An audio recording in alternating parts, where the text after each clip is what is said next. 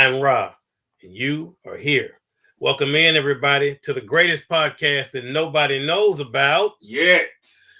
Catch the Fade. That's right. I'm joined, as always, by my co-host, the illustrious Brother Seaberry. Yeah. Hey, man, say, man, you know what I'm saying? We anything, man. Catching all the fade, you heard me. That's right. And, of course, we're blessed with the apprentice, as always, the Toy Father Des Bull. And ladies and gentlemen, I try to deliver every time. When I tell you something, I try my best to deliver. And ladies and gentlemen, have I ever delivered? I present live and in person, not a clone, not a Viltrumite, the real, actual T. Lanier in the house.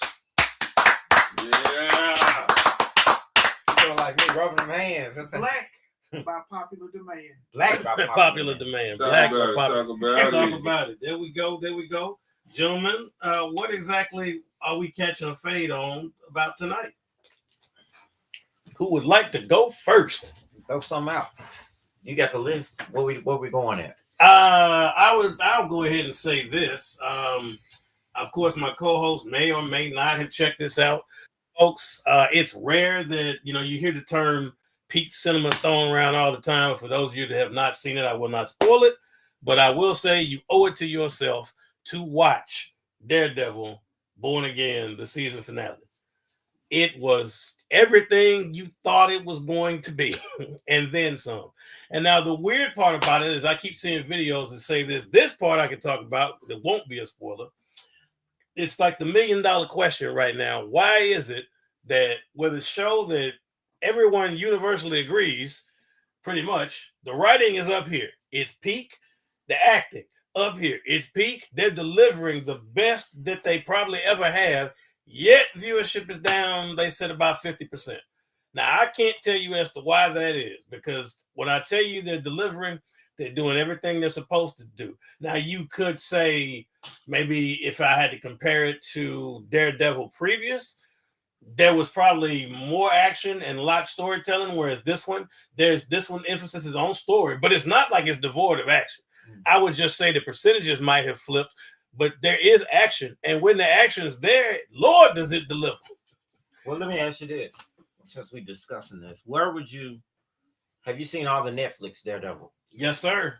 You saw the first season, of course. I've seen all. Where would you rank it? Like just right now. Are we talking about as a whole? We're talking about as a whole. Yeah, like it ranking and in comparison to it was 3 seasons on Netflix, and then it was 1 prior to here. So, what would you? This particular season? Would you say it was better than the prior one? The first part, because that was just part 1, right? The storytelling, and although it was good in just regular Daredevil, it has stepped up in Born, particularly this season. Okay. I think the best that the original did was season 3. I thought season 3 of Daredevil was fantastic. I think this one matches it, if not better. Like the storytelling is fantastic because the what they've been able to do. Typically, when you have something like this, it is hard to get a bunch of stories in, like with multiple people. Sometimes it gets messy. It's too convoluted. And somebody gets lost in the sauce. But Daredevil Born Again has done such a good job with making you care about I'm going to call them ancillary, but the other characters. They're telling multiple stories at the same time, and it doesn't feel messy. And you always want to know, because if you look at other shows, sometimes when they talk to you about what's going on with other characters, it will be wild, right? When I say it's a wild ride, you'll get lost, right? You won't want to know. You'll go, oh, what happened to that guy? I never thought about it. But with this season, without spoiling names, right? So you got Daredevil and Fisk. That's still the main story that's going on. Is Daredevil and Wilson Fisk. That's going. But then Karen Page has her own story going. Frank Castle's shadow still looms. Not only that, Daniel Blake has his own story. Buck Cashman has his own story. So you've got all these people. Yeah, look, we got people in there. No spoilers. All right, what's going on, Lynn McCall? Sean, what's going on, man? Joseph Baker, what's happening, man? What's happening, y'all? What's going on? Good to see y'all out here, man. We talking about Daredevil. I ain't gonna spoil nothing for you. They've done a good job of telling multiple people's stories without it being a mess. And you care about these characters. They're not just fluff like you think, oh, I don't care what happened. You care about a lot of these people in here. They've done such a good job. Now, you're not going to take over, top the Fisk and Daredevil story. And that writing is outstanding. And Vincent D'Onofrio, he was like born to play this role. He is killing his Kingpin. So I think Netflix to Disney, Daredevil took all the story they had built and used it to tell a great story. That's, you know what? Thank you. I couldn't have said it any better. My brother, the big JB. They're telling it. So if you're somebody that just wants to see superheroes fight, then maybe that might be where a disconnect happens, because fights do occur. We're not spoiling nothing, Lil McCall. That's the thing with this season, to me, and so I think there is enough action, and when there is action, it's very well done. But if you got people that just want to see fight, that's not what this is. Well, I think the first seasons on Disney, D+ weren't just action. I agree, JB. It was a slow burn. So I expect it to be more, you have episodes where it's more character development or storytelling and not just action and fighting and stuff like that. If you go on your main page, right, and you look at it and they give you the description, the first thing it says is drama. It says drama, superheroes. They let you know that the story, that's what it is. It is really fantastic. Lil McCall, what up, Terrence? For life. What's happening, bro? Yeah, see, he's here, Lil McCall, live and in person. In the building. In the building, black by popular demand. So I'm a huge fan of what they've done. I look forward to season 3. I mean, I cannot wait. But I don't know, like why the viewership? I could not speculate that, unless that's what I think it is. Unless you got people that just want to see nothing but fight. I will probably say, that's probably most likely how people are viewing it. When you see Daredevil, you see the Punisher, you see Luke Cage, and we all grew up reading comic books and watching the cartoons, and we used to action. And so a person see, oh, damn, Luke Cage is on. I'm going to go watch Luke Cage. And you watch it 15, 20 minutes in. It's like, this is a soap opera. Where's the action I'm prepped for? So I think it probably turned off a lot of people. But me personally, I've always been a fan of like putting a different spin on things. Like you can take a show and just quote unquote stick to script, meat and potatoes, but you're gonna lose people. It's like, well, hell, I already know how this ends. So I used to always wonder, it's like, well, like we were talking about earlier, like Resident Evil. Spoiler alert, that's one of our later topics. How Resident Evil, like we were discussing, how do you botch a movie based off of a game? And it's like, well, here's the game, here's the structure, here's the script, here's a time frame, here's what happens at the end of Resident Evil 1, Resident Evil 2, Resident Evil 3, Director's Cut Village, Biohazard, whatever. And you have to basically you have to go in with a blank slate and basically play dumb. It's like, I ain't never seen this a day before in my life, and I'm just going to sit back and I'm going to enjoy it. It's a lot like a movie that gets bashed, and I gave it fair chance, multiple opportunities. The Batman. I enjoyed the Batman. I didn't care for it, and I'm gonna be honest. I tried twice to watch it. Okay. To watch that movie, and I couldn't get into it. Now, again, I say to each his own. You like what you like. It's like the Justice League. Some people didn't care for that. I was actually fond of it. The Man of Steel. People didn't care for Man of Steel. I like Man of Steel. I actually like Man of Steel. I prefer the Snyder cut of Justice League. Yeah, I get compared to the original. Yeah, so it's just a matter, like, that's the fun part about being a collector, being a fan. Like everybody has their preference, like Coca, Pepsi, PlayStation, Xbox. Like Marvel or DC. Everybody has their preferences, their go-to. Some of us just prefer to have a balance. I like a little of this. I like a little of that.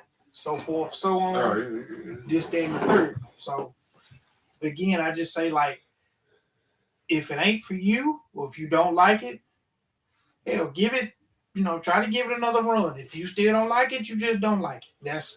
I don't like, because sometimes you're in a bad way or having a bad day, and it's like, damn, this just sucks. Like, and you gotta go into it with an open mind and just like a positive, clear way of thinking. I agree. Len McCall said we got spoiled with the Netflix Daredevil and the other Defender shows, all action. Yes. Yeah. That's what I'm saying. Joseph Baker said, I agree with our respect. We can enjoy different things and still enjoy talking about them. Right. That's what's so fun about being a nerd. Hold up, man. I got it back. I ain't get spoiled for shit with them Netflix show. Let's be clear. Daredevil 1 through 3, yes. Punisher 1. I didn't care for Jessica Jones. The first season was okay. I didn't like I like Luke Cage. I didn't like Iron Fist at all. I love season 1 Luke Cage. The second season a little He said y'all might be brothers. Wow. The second season Luke Cage a little shaky for me.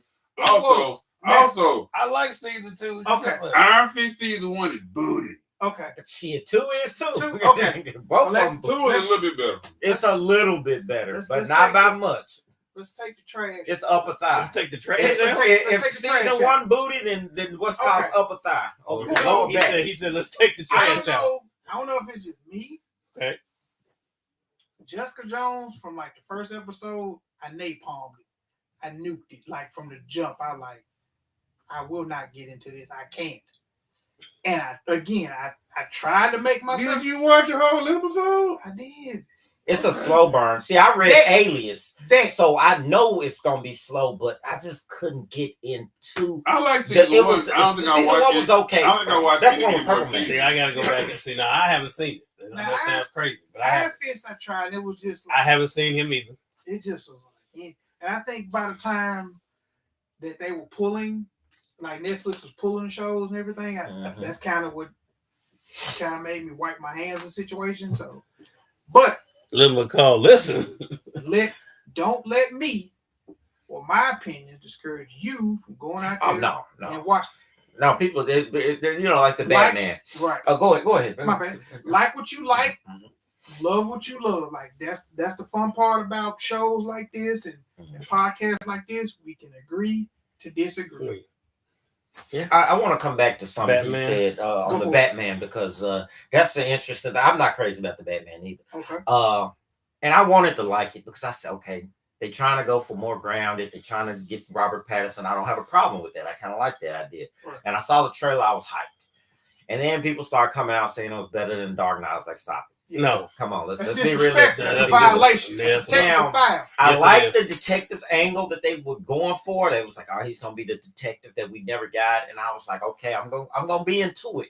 So I'm watching it, and like I said, we kind of follow up with what he was saying about adaptations. Mm-hmm.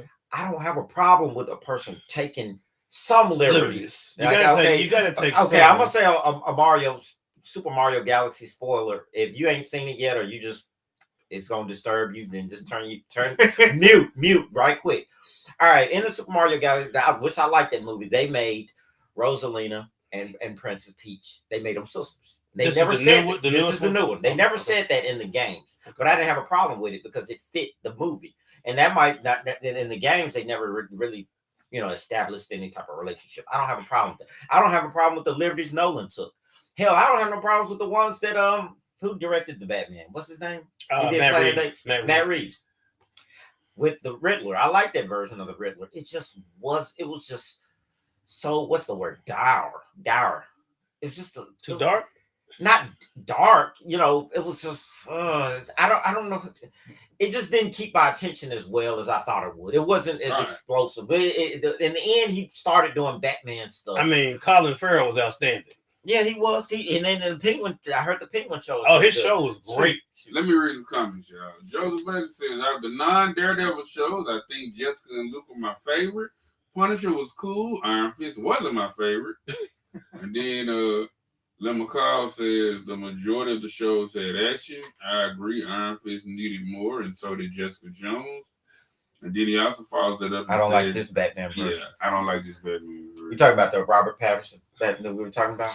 I I'm guess keeping so. the book. I Those are saw supposed to that be two late at different night ones. when I really wasn't eating well and taking care of myself like I am now. I fell asleep on that hoe. Fell asleep on that hoe. Wow. Sleep on that hoe. I need to Print the shirt. That sounds like That's some money. a Memphis song. Yeah. I Print the shirt.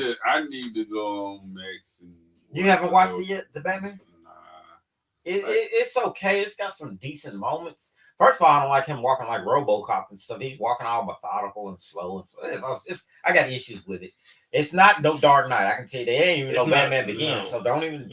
People were saying that I was arguing them up and down on the internet about that. Not at all. Jamel Hardy said, "What's up, people? What's up, What's Jamel? up, Mel? What's up, brother? Oh yeah, Jamil. Okay, what's Yeah, up? it's definitely I different. ain't seen Jamil in a minute. What's going on, man? It lives in a I separate still got that universe. Dracula for you. It lives in a separate universe, but it's for what it is.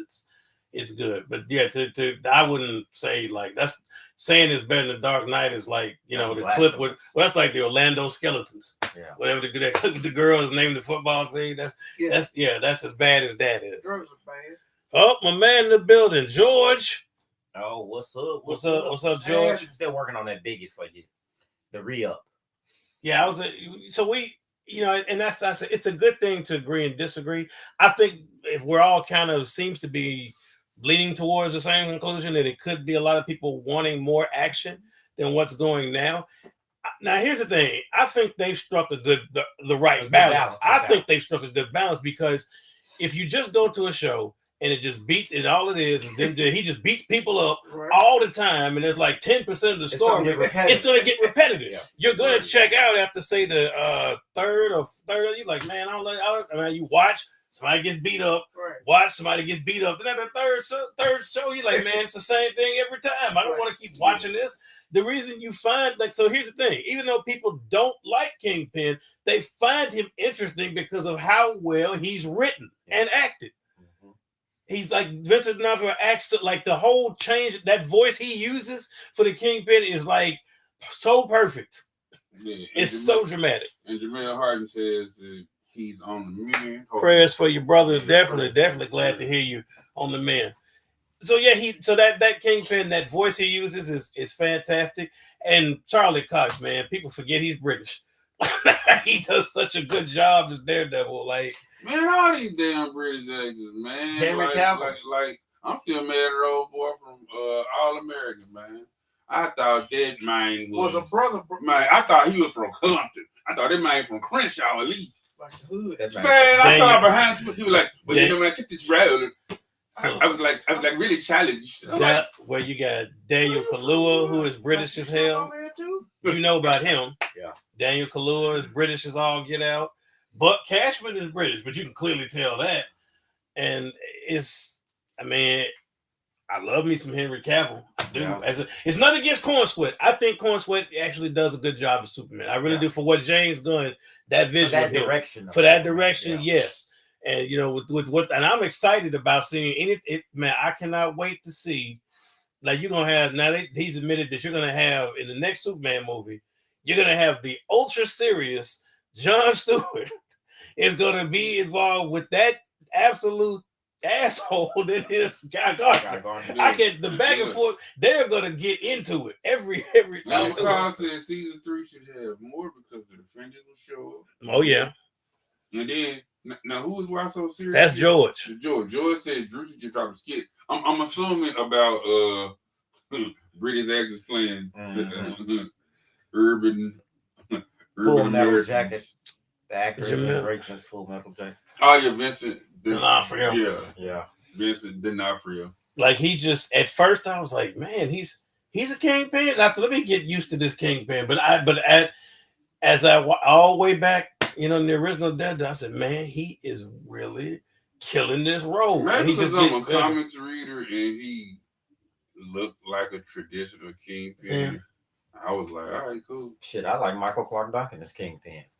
Race be damned. It was a little weird to me at first, but he did his thing. He did his thing. That pan up though did him justice. Sometimes actors get a chance. They play a role and you're so and you get redemption. Because one of the reasons I support Eddie Kathegi so much is how they did him as Darwin in First Class was so dirty, right? but I'll be damned if he is not killing this Mr. Terrific. He killed that role. Yeah.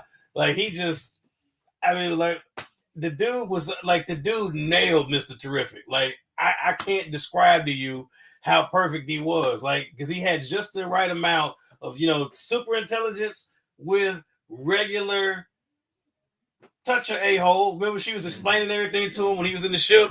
Well, Clark and I, he just turned around and said, hey, lady, just to be clear, I'm not into people's emotions. You know what's funny? And then she kept describing it to me. All of a sudden, he just kind of went, and that look was like, didn't I just tell this dumb? and then she stopped.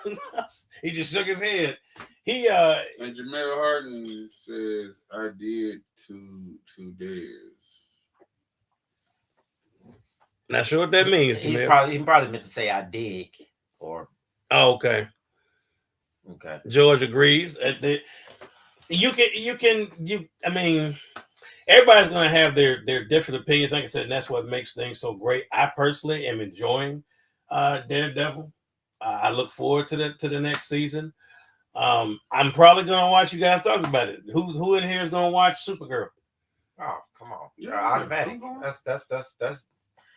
That's day one, damn near. Not day one, maybe week one, but Yes, weekend one. Yeah. Family out. Be a matinee. I'm sorry. Peace to all you Snyderites, but man, It's over with. It was just so dark for me, man. He's got his fans. He's got that fan base. It's not necessarily that it was too dark, because I do like the fact that it was a sharp contrast to the MCU.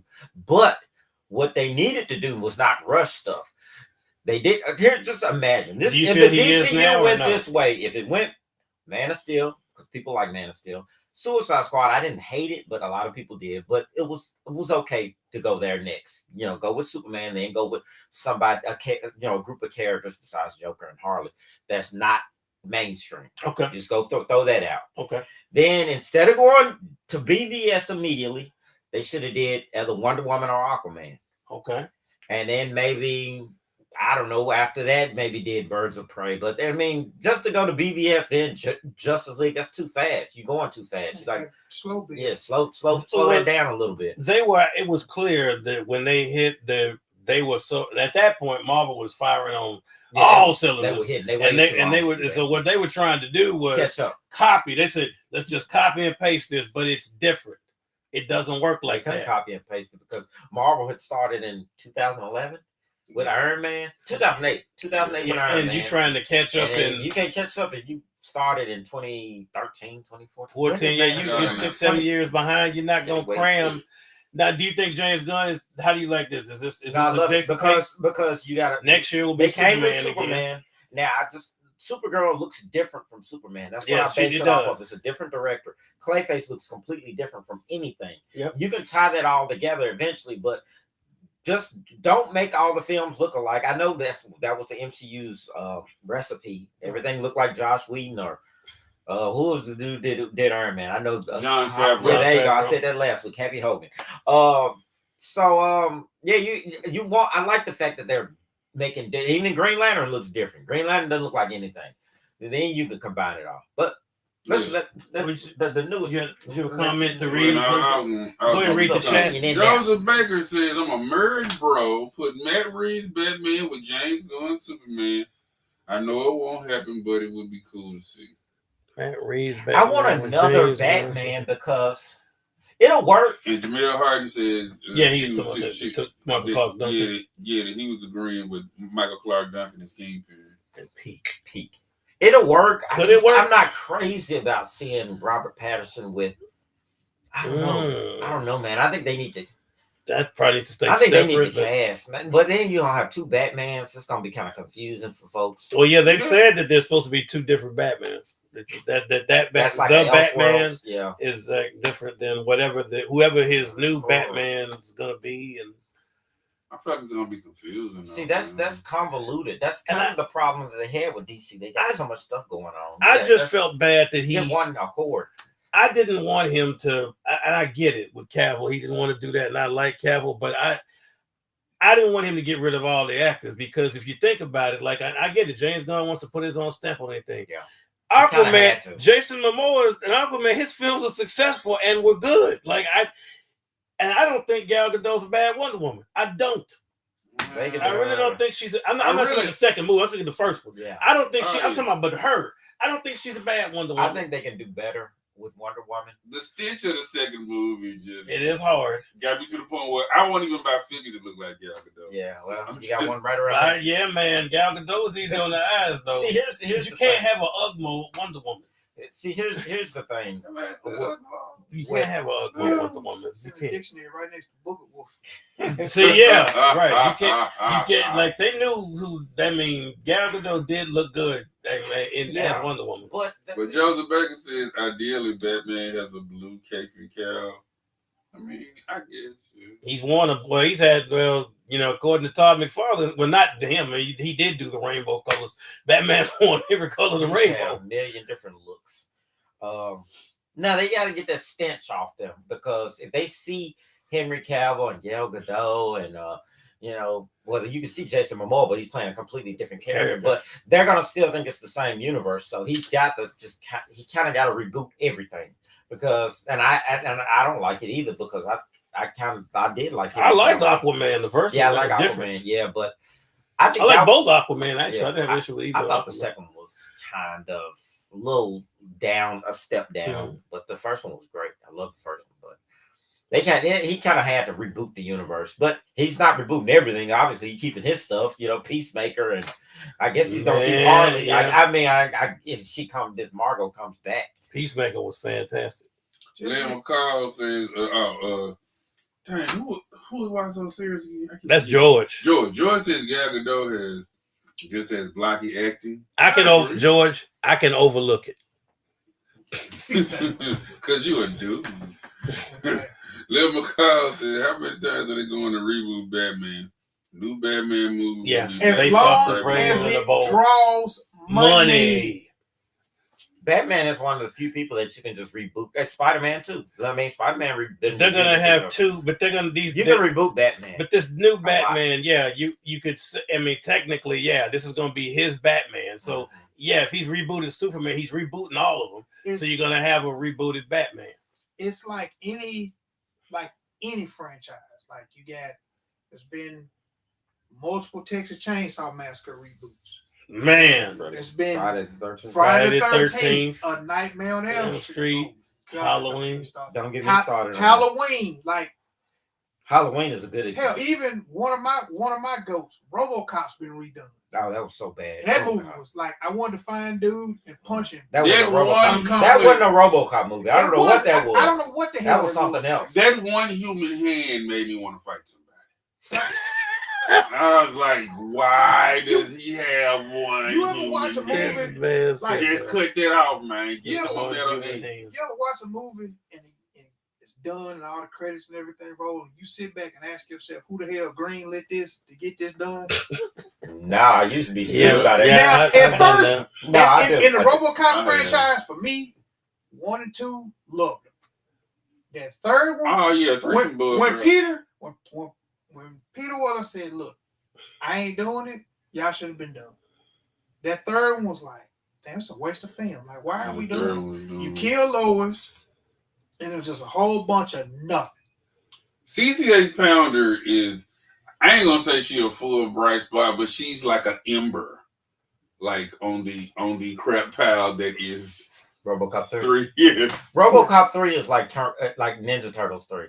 It's just forgettable and terrible. Like people look at the first two and then they give a little bit of grace because it's part of the trilogy, but they really hate it. I got friends who was young and they be trying to cape for 3. I'm like, how? I'm like, now y'all know. Besides him having a jetpack, that's the only thing you can cape for or jetpack for. Well, no. Do it. Well, no, I'm talking about Ninja Turtles 3. Oh, Ninja Turtles. I thought you were still talking about everyone says that one. How can anybody cape for Ninja Turtles? Everybody. Terrible. So the biggest fan I know of the Turtles is Queen G. I don't know if you know who that is. Queen G22. She's on Instagram, YouTube. Diehard fan. She said, we just got to keep it a buck. This movie is terrible. She said it's terrible. Why are they in Japan? She goes, why I don't care about any of these people that they're fighting. Like, why? They had 2 Casey Jones one in the past and one in the present. Yeah, it was terrible. It was awful. Oh wow! So that is crazy already. I guess while I will not spoil anything, Lim McCall, I won't spoil anything if anyone is watching. I said go watch Mortal Kombat. I just read right here that Mortal Kombat 2 has achieved a historic milestone for the franchise, debuting with a fresh Rotten Tomatoes score. All right. Well, it ain't got like, besides part 1, it ain't like you got it's all, hey, this is none of them have done that. But none of them have done Annihilation was god awful. Lynn McCall says, I agree on RoboCop. No go on 3. And then the remake is just, don't even talk about it. People forget that they even exist. You know how you got remakes that happen and you was like, hey, they remake. I told you, I know I'm being a stickler, but that damn human hand. I know you lying. Said that human hand is bothering him. He's gonna make me look at this. Because if you watch the first RoboCop, there is a question. They were like, we can save the hand. They were like, nah, get rid of it. And I was like, yeah, there you go, magic metal hand. But then somebody was like, hey, wouldn't it be funny if we kept it with one human hand? Like, no, it's not funny. Oh, yeah. I see it. He took, yeah, it is. Yeah. A curse upon your family, the person who. This is from 3. The human hand. That is from the reboot. I don't know why I showing it to him. He just talked about it. I don't know why I didn't pay attention to it. I just hated I hated everything about it. The trailer was like, I was like, you know what, not for me. Wasn't he removing his mask at times? I don't think throughout the movie. Yeah, I know it's forgettable. I know, but I think at one point he was taking his mask off and everything. He was just walking around with his. Yeah, it was garbage. Everybody, and it's so great that we can agree on the remake was. Is he crying? Yeah. Who crying? They said they like throw up. They like throw up. He vomited. Yes. Putrid. So case in point. I personally, I just had this conversation with Clever. We were talking about it. I said we love Josh Brolin as Cable in Deadpool.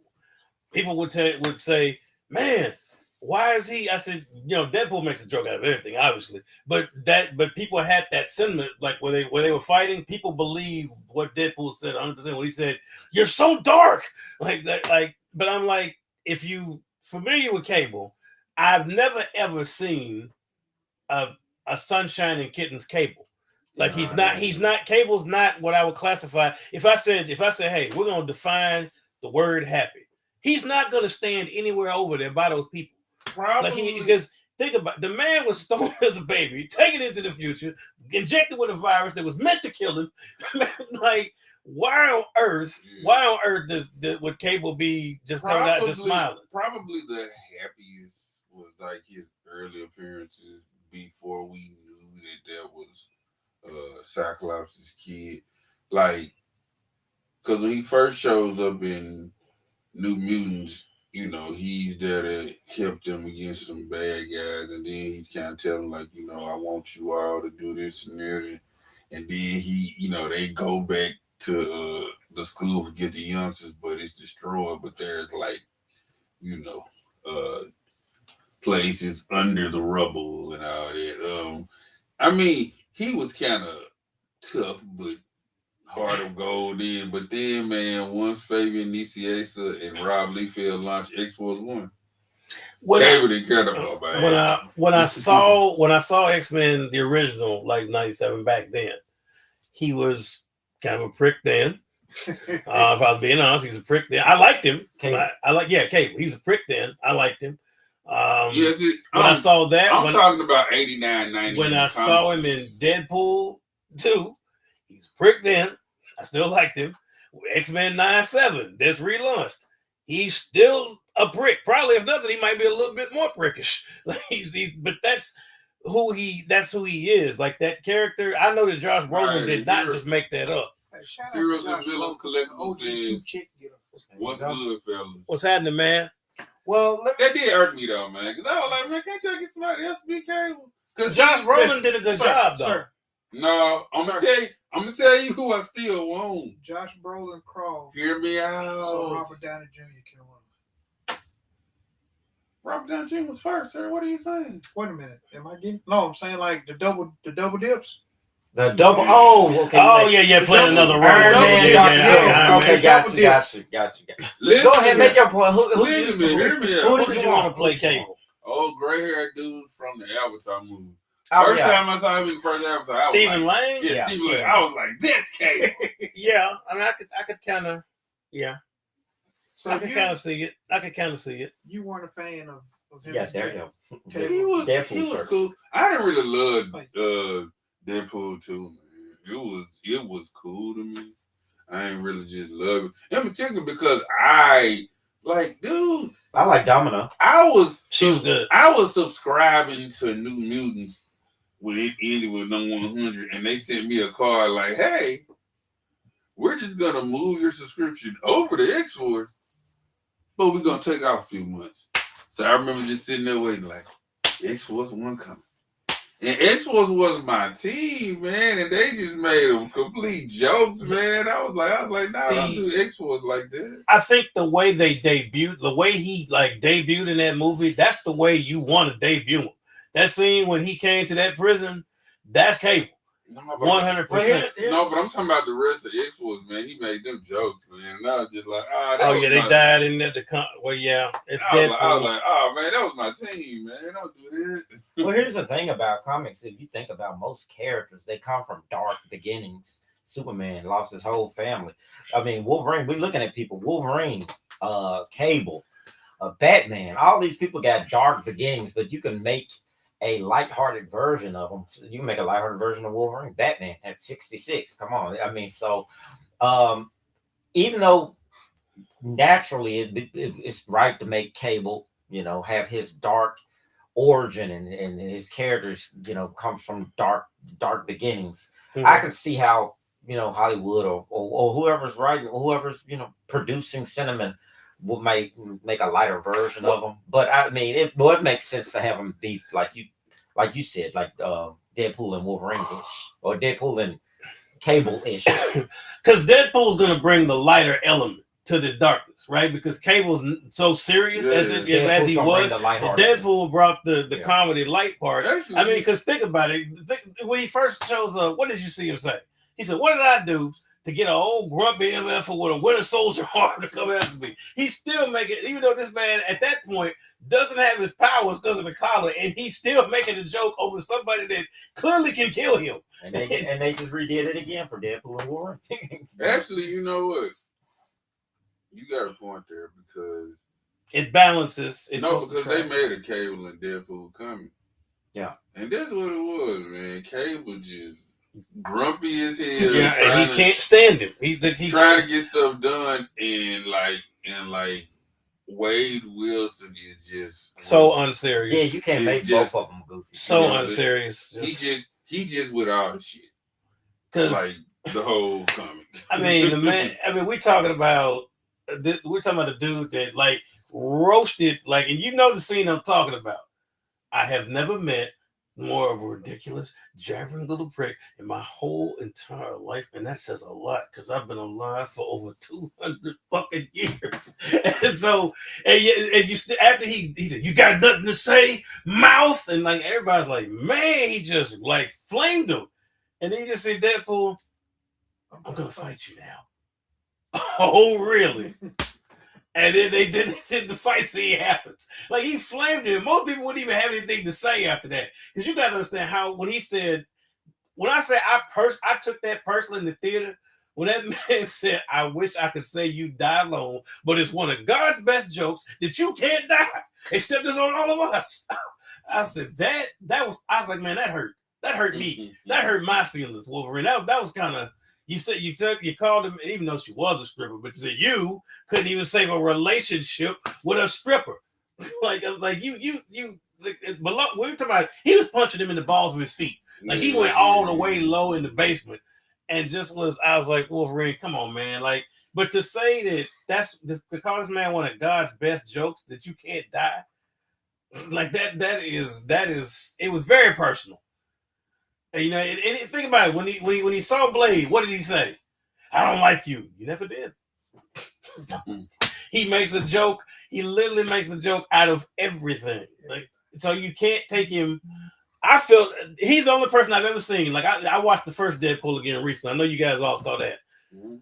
I felt bad for Ajax because he just kept with the jokes. He's like, Francis, just kept calling him, like when he first revealed it, and he said, Francis. He said, I thought his name, he got Ajax from the dish soap. And his laundry. Oh no, the first one is perfect, man. Oh my God, man. He just Colossus. Jennifer Brown, the first one. Yes. Colossus, like was when she, the breast was out. He said, "Oh, wait, you have a thank you. That is so sweet." Right to the sack, just right to the sack. And I was like, "No." And the way he did Ajax was just dirty. When you got Colossus giving him the speech of a lifetime about why he should be a hero, and while looking this man in the face, just does this. Don't even look at Ajax, just shoots him. Why? You were droning on. I said, this dude. Yeah. And I mean, literally, ever since his first appearance in New 98, that's kind of been there. Now, they ramped it up over the years. I think even like them early appearances, man, he just babbling, talking. Man. Like, I remember, because, like, he fights Cable in his first appearance, and Cable's kicking his butt.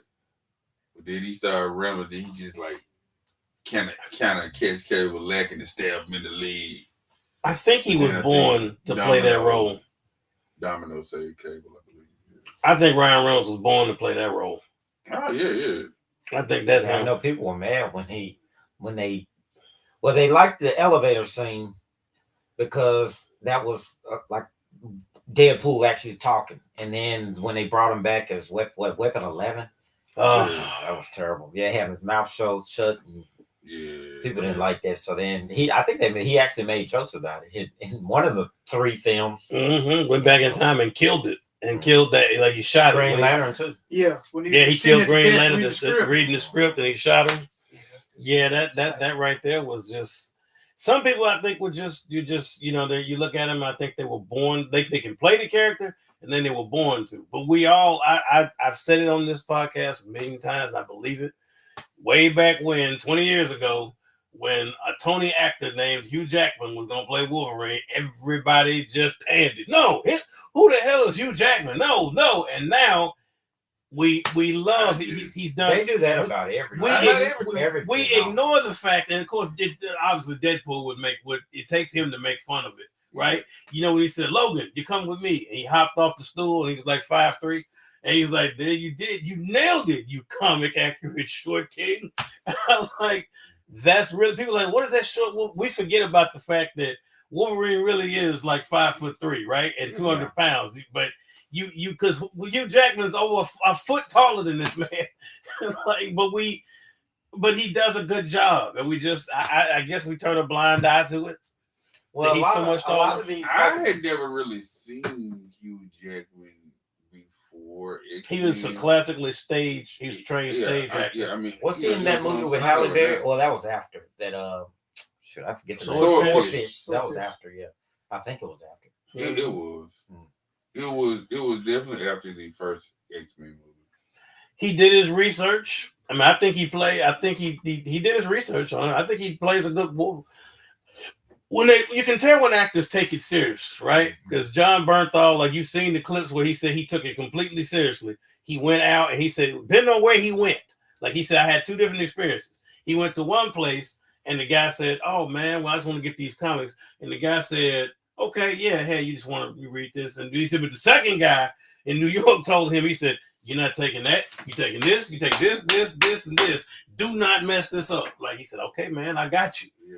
Because he said, "You don't want to read that. You want to read these." Now, at the end of the day, I still think he's playing a different Punisher than that. But his version of Punisher, I do like.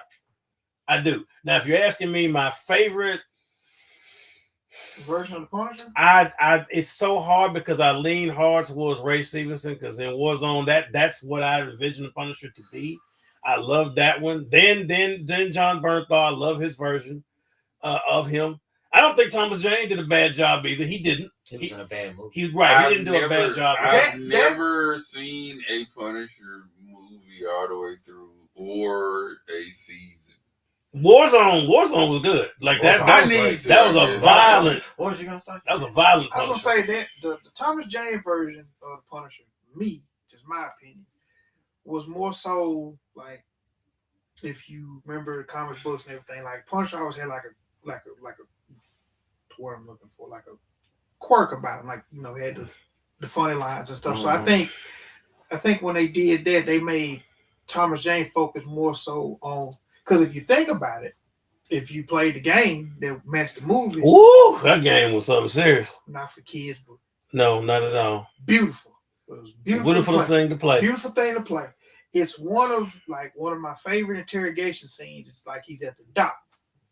So you grab the guy, and there's like a spinning, like a boat blade, like a boat motor, and you rub the guy's face into the blade and just rub it. And once you get it in the meter and get your interrogation, find your clues, push his face all the way through the motor blade. And he stops, and it's Thomas Jane, he does all the voiceovers, and he stops and he says, like a manatee at a boat race. I said, damn, that is brutal. They should have put that in the movie. I mean, some of that. He had some. I mean, I love that scene where he went and got the money from them, and he put the briefcase down. He said, "Good money, working for Howard State. Is that murder? Good business?" He said, "Let me ask you something. You killed my family. Do you get per, or did you get a group discount?" And those guys were both like, and he set the briefcases down, and they all looked. I said, they did. Just like when he first said, do you know whose money this is? You know whose building this is? Warzone. Yes, sir. Warzone. Man, that scene when he hit that family. I mean, well, let me hop in here for a minute, because we talking about, I want my characters, and I guess this will play off something that Marcus has said, like about this was on the 5 count when he talked about Darby Allin. Okay. He doesn't look like a champion, right. He's too small and stuff. Uh-huh. I want my characters to look intimidating. That's why Barenthal didn't jump out at me initially, because he's too small for the play. He didn't look intimidating enough as the Punisher. Now he's got the beard, he's got the armor, he looks bulkier. Right. He's starting to get there. It's not an issue with somebody like Daredevil, but when I look at Punisher, like, I want Ray Stevenson. Ray Stevenson look like terrifying as hell. He's big. He's the way the Punisher should look. And then I think I do that with a lot of other characters too. Iron Fist. I couldn't get into Iron Fist because the dude did not look intimidating or look like he was Iron Fist. He didn't like Danny Rand. He was a slack ass. It wouldn't work out. Exactly. So it's also, I want people to look the part. And that might be an issue with some people, like where they look at, okay, I can't see him playing that role. And I don't know why I mean, who would have thought that Hugh Jackman would have got ripped like he did? Oh my God. He just went off. He went off. He got super ripped. Man, for Deadpool Wolverine. But Henry Cavill got much bigger too. Henry Cavill wasn't that big before he did Superman. Even though he did a movie, like a swords and sandal type movie. I think it was called Eternal. What is it called? Damn. I forget the name of the movie he did. But he did it before Man of Steel. He was cut, but he wasn't as big as he would become playing Superman. So you do have to. You said you have to have some kind of dedication to it, because I actually, to bring it full circle, when I first saw the guy that was playing Mr. Terrific, I wasn't crazy about him, because I felt like he was too small for Mr. Terrific. He just had a face that didn't scream Mr. Terrific. But when I saw how they had him portray the character, it won me over. You can win somebody over with great writing, like I said before. You can win somebody over with great writing and presentation. But if you got bad writing and you also got a person that don't look like the character, right. Then you really ain't gonna care about it. But yeah, he did I think he did a good job. It's a lot like how we praise Heath Ledger for his portrayal of the Joker. He played that role so well that it killed him. Yeah, he did the method acting. He took it to the next level. Wasn't like he wasn't sleeping, because he was dedicated to the role, playing the part. He wasn't sleeping, so he was taking sleep pills and oxycodone and just all type of, and it's just like time. because he was dedicated to being the Joker. Being a Joker. But it can backfire though too. It Jared can. Leto did some method acting before Suicide Squad. Jackass. His Joker Right. did not hit. His Joker did not hit. all. They say he was mailing like dead animals to co-stars and stuff. Like, how is that gonna make It's your like, Joker better? Yeah. Man, He's I been a know great Viola Davis, his husband, wanted to slap that man I bet. up. But she was probably like, baby, don't mess up this. Don't do it. Don't He's ruin that shit. yeah. I don't think that he's not. Well, how would y'all rank the Joker? How would you rank the Jokers? Like in order? Because I think we've already ranked them, but I want to know his opinion on the ranking. Mm-hmm. All the actors. We'll leave Cesar Romero. Oh, you can throw him in there. Hell, That's On the show, yeah. Well, he had that. With respect to the source material, yeah. Yeah, they had a movie.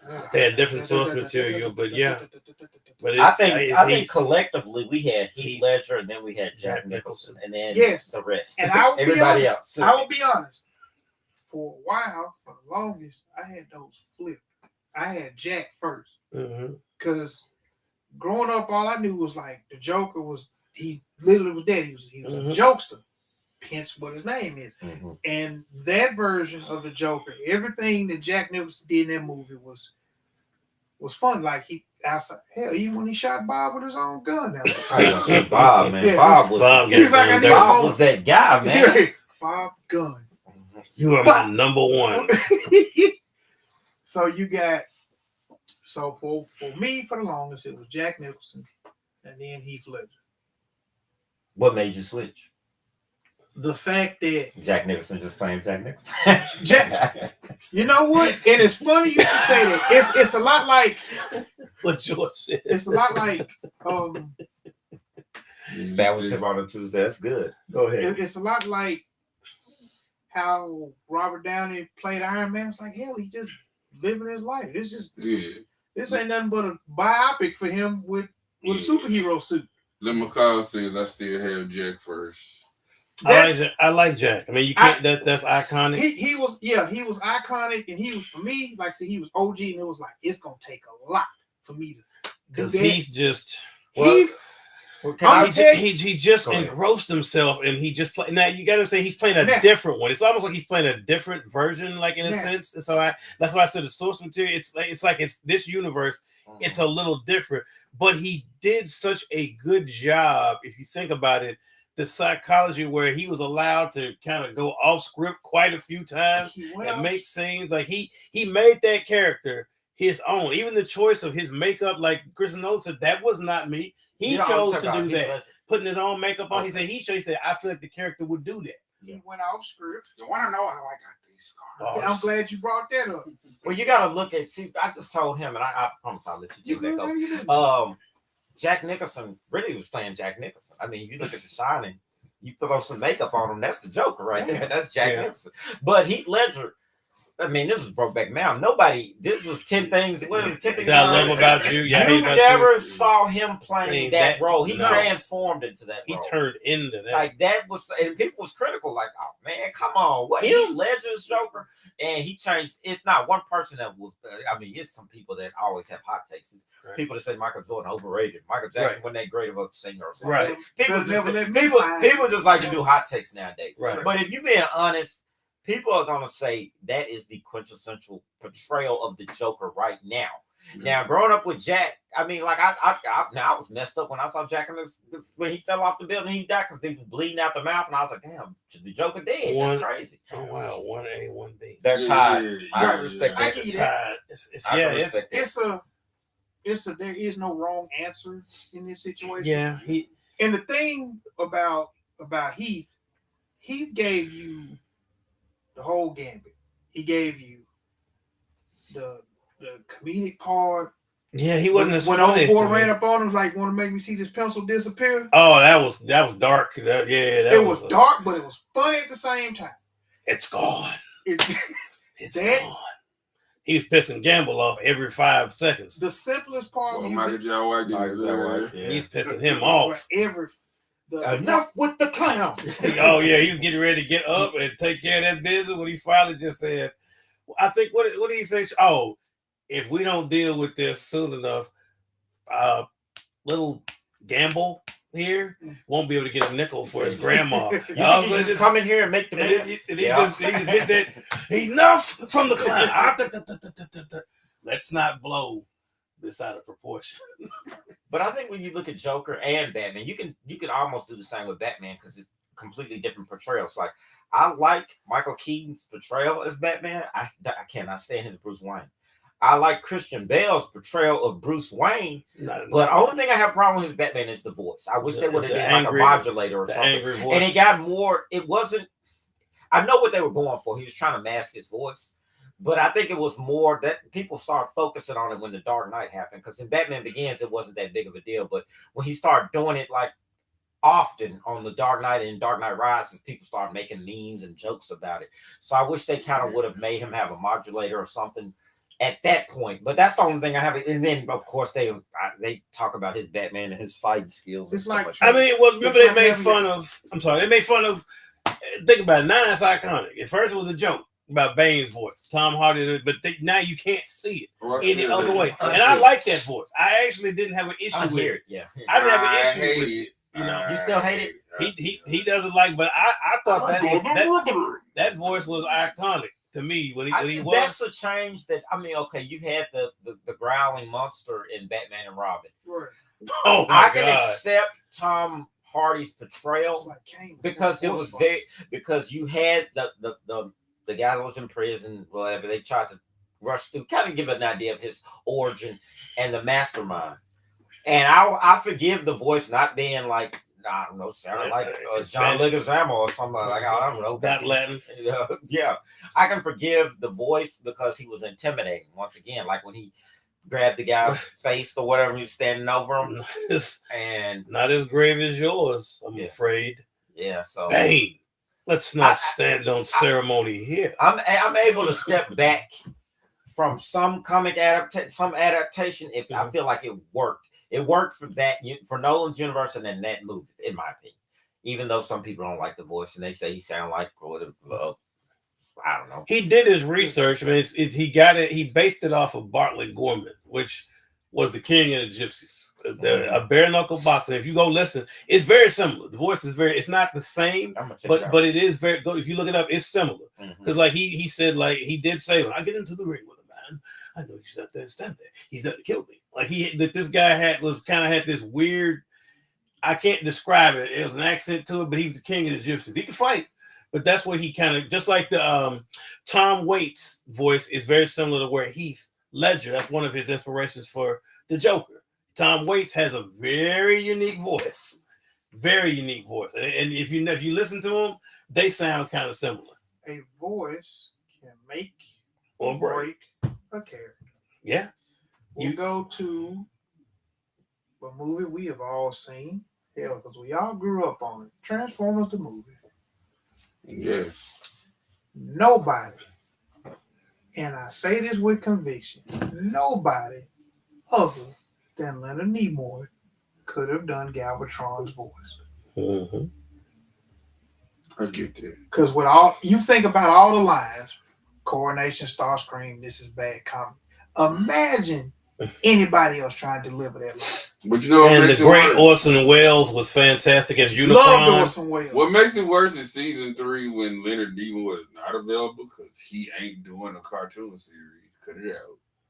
And like also they decided to make Galvatron just like a nutcase. His voice was like high pitched, squeaky, and like real annoying.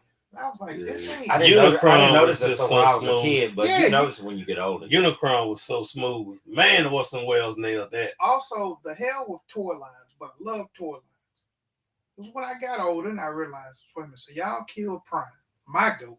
You killed Prime so you can sell more toys? Like, you know how I feel. It wasn't just Prime. You know it was how all them folks. I mean, you know how I feel. I will. When I tell you, I will never, ever forgive that rotten bastard for what he did.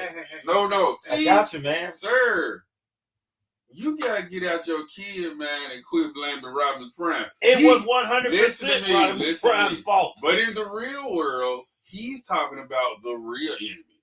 Your real enemies were the I'm gonna say Hasbro. Hasbro, yeah, right. because Hasbro told the creative team, like, hey guys, we're discontinuing these toys. Get rid of them. And we all know I hate them too, but the actual vision will always be Hot Rod. But the fact that Prime died is what saved Duke. Yes. Duke was dead. And if you think about it, if you look at it, he's still dead because they did the most piss poor editing after the snake javelin pierces his heart. Then you get a quick edit in like the last part.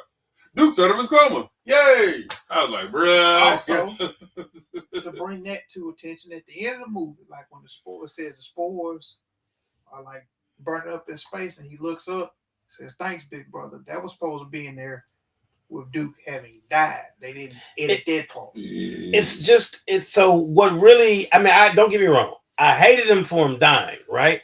But I didn't go 100%. I was probably 95% against Hot Rod at that point. But then when I said, wait a minute, you not only did he cost him his life, you're gonna go with that unqualified bastard over Ultra Magnus? Are you serious? The Matrix didn't choose Ultra Magnus. No. What happened was he caught it. That's what happened. First of all, he caught it when Prime's hand dropped. He was trying to hand it to Ultra Magnus. He even said it. He said, "Ultra Magnus, old friend, it is to you I will pay." He had Hot Rod right there. He could have chosen. He wasn't thinking about it. The Matrix chose him, though. No, he touched it first. Sir, listen to me. Hot Rod hold the Matrix. Blue light special. He already had touched it. And not even that. When the goofy enjoying this? He already touched it. When the goofy bastard tried to put the Matrix in his chest cavity, had to fumble it, reseat it, and do. You Scottie Pippen, sir. You're a sidekick. This is not your show. Yeah. Hot Rod was MJ. Man, Hot Rod was MJ. No, never. That's a hot take. Never. That's a hot take. Never. Hot Rod was Michael Jackson or Michael Jordan. Never. I'm telling you, when it fell, he grabbed it and held it, and all the light, everything went off, and then he handed it to Ultra Magnus. We won't even call him that MJ. He was the glove Mike. Oh wow. Ultra Magnus was Tito. Thank you, Lil McCall. Thank you. I'm telling you, when it fell out of his hand, he grabbed it and picked it up, and he was holding it, and all the light and all that stuff went off. And then when the light stopped and the music stopped playing, then he handed it to Ultra Magnus. I think if he had caught it, I think if Ultra Magnus had got hands on that first, because you got to go by the quality. There's no way that dude was more qualified. There's no way. We're going to ignore Junkie on. When your boy was like, open, damn it, open. I'm glad you brought it. Caught him First off, Liam, you and I had this discussion yesterday about Hot Rod. The only Hot Rod problem we had was... Get out of here, George. We need a Hot Rod with MJ shirt. No. George, we've known each other a long time. Get your ass out of here, bro. Listen, based on season 3, Hot Rod was LeBron. Oh my God. He did wet the brilliance. He went to bed that season. He was like, I don't know what the hell I'm doing. He never knew what the. Here come MJ. LeBron. Let me check the score again. He never knew what he was doing. Hey, you goofy bastard! You don't know what you're doing. Give me the Matrix back. So he went right back. I'm glad we discussed it. Lynn, you and I had this conversation last night. We talked about. I just watched it recently. Thank you, Lynn McCall. The only problem that we had was that Hot Rod went from being a sports car to a damn sports car camper with a Winnebago behind. Tell us why you hate Hot Rod so much. Tell us why you hate him. Why? Therapy. Yes. I mean, I've already told you. Just tell us again, because just for the podcast. If anybody has not heard the reasoning behind why Rod hates Hot Rod, he's about to deliver it right now. Said not the Winnebago. Because everything about it, he's a visualization of everything that was supposed to have been wrong. He was everything about him was completely wrong. Right. Like he knew before that fight ever happened, right? He knew number one, he had no business in it. Yeah, He always Cup told even stay told away, man. him That's to prime stay fight. the hell out of it, Yeah. and he still got involved and got into the fight anyway. And then think about it, Megatron, who in this movie they're killing everybody. Is Hot Rod Megatron didn't even kill him. Megatron just after he shot Prime, he's holding him. Ass out of here. Didn't even kill him, and they've established from the beginning of the movie, from Ironhide to Brawn to. They're killing everybody. Proud. And he's holding this dude. Megatron's holding him, and it's like, get your ass out of here. I don't need you. Get out of here. I don't even want to kill you. Get out of here. It's no different. And then he crawled up there, had the nerve. I said, I know Prime wanted to take all his energy. Had he not already used all his power with that double axe handle, I know Prime wanted to just give him a back. And he's like, Optimus, forgive me. I know Prime wanted to just say, man, if I had just a little bit of energy, I would have said, get your ass down there with Megatron. They should have had Starscream capture him and throw him out of Astro Train. As an avid lifetime member of Team Prime, Mm-hmm. part of Prime's death is Prime's fault. Okay. So Prime up there chit-chatting. My man. Okay. Listen, and when Prime stood up there and gave that monologue, said Megatron must be stopped. No matter the cost. Yeah. And that epic song. Think about it. He transformed, and you get the pan in the out. air. Yeah. He goes across killing people. Trailer detaches. He transforms. Hit this dude. Hit this dude. This dude. This dude. This dude. Come down. You. Everybody's getting that work. Okay. Why in the bluest of blue hells does he wait till he see Megatron and want to have a whole debate? You've been giving folks work for the past 5 minutes. Why are we talking to him? He got to go too. They always, but they have an established history of always talking. Yes. With those two. Now, once you got that upper hand, and he's crying, he's sitting there, and I'm like, I know Prime see this dude moving. Mm-hmm. And you got the whole cannon like right here. Mm-hmm. And also, then he's about to pull the trigger until your boy jumps in there. Cup told him, finish him off. Prime, do it now. And he's getting that gun. And he does say, "You without mercy, now plead for it." Too much talking. So, but he's pointing at him, and then to quote one of my favorite wrestler of all time, guess who shows up for no reason at all? He just jumps in and no, you don't, Megatron, and he's out of the way, Hot Rod. But I'm just like, nobody called for you, and bro. I hate to Stay out of it. Lim McCall says Hot Rod parallels Falcon's journey in G.I. Joe the movie. I agree, sir. I agree. I think you're onto something there. But man, dude, people hate him. Sir. Once again, the Matrix chose. It didn't choose. Yes, it did. It did. Because it didn't do shit. Ultra Magnus was like, choose I ain't talking about Prime Deal Bill. Once again, Champion. Ultra Magnus, he came, was right here. Homeboy, the thing wasn't opening for him. It's like the old. No bueno. It's like the old spam can that had the key. It's like he lost the key. I'm telling you, I know what you're talking about, but I'm a firm believer. He touched it first. If he had not touched it, and Ultra Magnus touched it first, that would not have taken place. He says, listen, he already, now that's another thing why I don't like the bastard. You already caused the man to be on the deathbed. Why the hell are you even in the room? What the hell are you doing in there? He didn't need to pay no more respect. He had done enough. He didn't even need to be in the room. I don't know why Perceptor or somebody with Perceptor transformed to myself. I fear the rules of fatal. He should have immediately went, why the hell are you in here? He should have immediately just turned to get the hell out. If I was Prime, I would have been like, Ultra, hold on 1 second. Get out. I was get out. Get out. Sir, you're not supposed to be in here. Sir. You know who the Lucky died? You know who would have served him? He Lucky Ironhide died. Ironhide would have beat the brakes off of him. Sir, your version of the story ends with Unicron killing everybody. What are you talking about? That's what your version is going to end with. Because guess what? Ultraman's bitch ass couldn't open the Matrix. Because Hot Rod screwed it up by touching it. Oh my God. He touched it. Sir.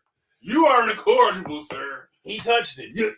Your man was on Junkie. He touched it first. No bueno. Your man was on Junkie. He touched it first. I ain't even talking about that. I'm talking about. I'm talking about Ultraman this whole ass on Junkie and he can't open that junk. He already has touched it first.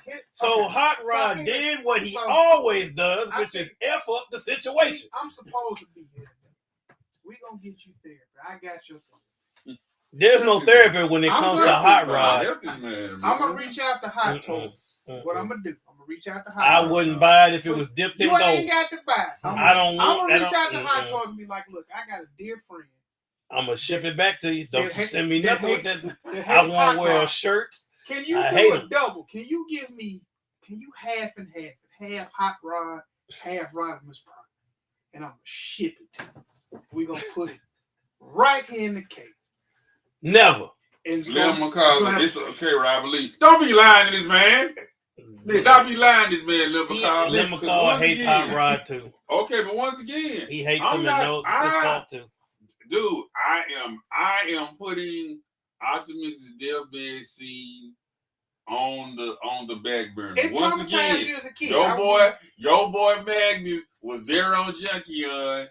Open, damn it, open. He couldn't open that jump, bro. So if it chose him, it would have opened in, correct? There we go. Bing, bing, bing. Bingo. We will never know that because that nosy son bitch reached out and touched it first. What you want to hit the ground? Okay. But as opposed to him touching it, yes. As opposed to him touching it. You're not. Everything Hot Rod touches turns to shit. Like it's just okay. That's kind of the kid didn't even trust him, and the humans trusting everybody. And the kid was like, "What's going on?" Oh, I don't know. I don't want to talk about it. And they talked to everybody, and even the kid didn't even want to fucking talk to him because he knew Hot Rod. Like it's him. It's this Hot Rod is just he's horrible. Think about it. You talk about talking about too long. Galvatron was enjoying killing this man. He could have been killed. He enjoyed it so much when he was just sitting there. First Prime, then Ultra Magnus, now you. I'm just like he was just sitting there choking, just watching the light go out of his body. That's why he got his ass hip tossed out that light socket too. And I'm just like, go out the eye socket. It's what's up? What's going on, P? P, solve something for me, P. Answer a question for me, P. Do you? Because I'm finna get off this topic because I don't want to take too long, P. But tell me something, P. You saw Transformers the movie. How do you feel about Hot Rod? Acquired for your childhood, you had to see. And how do you feel about Hot Rod? Thank you, Jamel. Thank you. He's trash. Okay, he did become a trash leader, but he always was. No. This is all I'm saying. The Matrix wanted your boy for some reason. Maybe the Matrix was playing a long game like Prime gonna find his way alive and he trash, but he what I need now. I could see this, but once again, yo boy Magnus had no motion. Literally no motion. The Matrix didn't want his ass. Matrix didn't want him. Whether you want to accept it or not. You know what I'm saying? I'll go ahead and say not. Whether you want to accept it or not. Thank you. What? Thank you so much, P, for clearing it. Thank you. Okay, but the Matrix said F Ultra Magnus. It did not. Yes, it did, bro. It did not. He touched it first. I ain't talking about that. I'm talking about on Junkion. Your boy had already touched it. But on Junkion, your boy had no motion. He had already contaminated the damn thing and he handed it to him. He gave that man the coronavirus right then and there in the damn operating room. He gave it to him. He's like, it's got corona. Here, I'm going to give it to you. It's not going to fucking work now. Somebody said, man, Hot Rod. Exactly. Thank you, Shabir. He's still trying. I'm telling you, he messed that up. My argument is not about Hot Rod or Rodimus Prime being trash. My argument is simple. The Matrix was not full of Ultra Magnus. Your boy had no motion. He touched it first. Prime was not that great before when he was before he got. Because He but said they gave that. us a Winnebago. That now, if you're gonna be mad about anything, Okay. be mad that he's a damn sports car with a Winnebago. I'm just mad. I'm just mad. Like if I could get in the room and talk to the writers of the movie, I'm like, wait a minute, let me see. Okay, Braun, Okay. Prowl, Okay.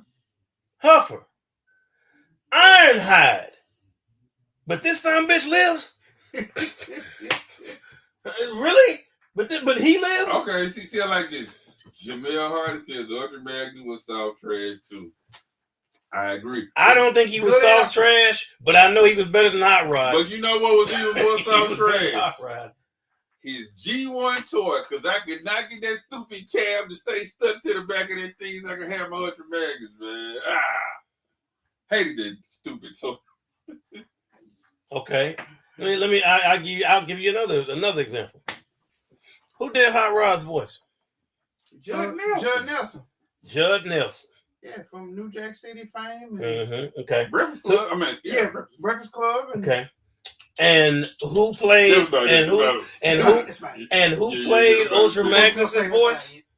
Say it again. And what great voice actor? Well, you're going to do this voice actor because I know it is. But who did the voice for Ultra Magnus? Robert Stack from Unsolved Mysteries and several other countless cinematic classics. Spooky ass voice, like you couldn't listen to his voice. Like what? Listen, he was great. I loved Unsolved Mysteries. Don't get me wrong, but I was like, you can't be listening to this 10, 11 o'clock at night. Man, that show's scary as hell, man. Like, listen, I get you that.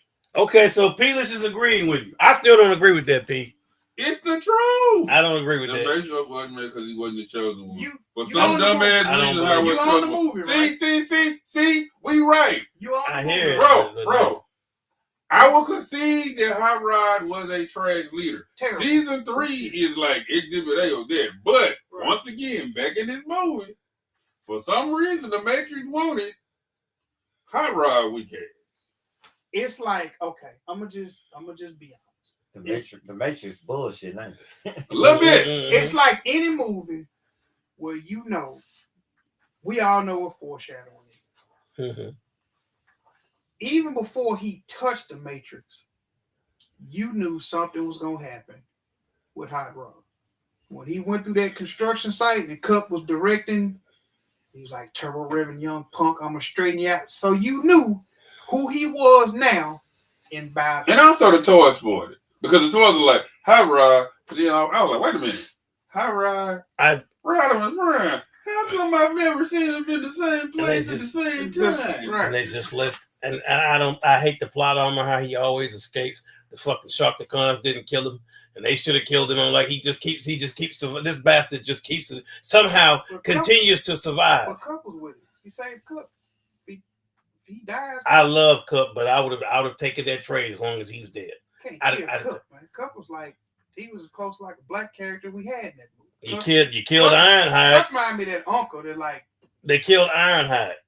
They did. They killed Ironhide. Beloved Ironhide. Loved Ironhide. Listen. And I promise you, a lot of if folks, Ironhide had been alive, Prime doesn't die then. I promise you he doesn't. You know why? You know who's not getting involved?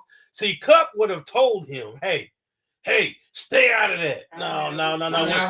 But when he first ran up there, Ironhide would have been, get your ass out of this fight. Did you hear what Cup told you? Get back. Jamel Hardy said here the Matrix could have went to Bumblebee. You know what? This is before they transformed as much as I feel about Bumblebee, I got my feelings on him too. I would have supported that bastard over Hot Rod. I would.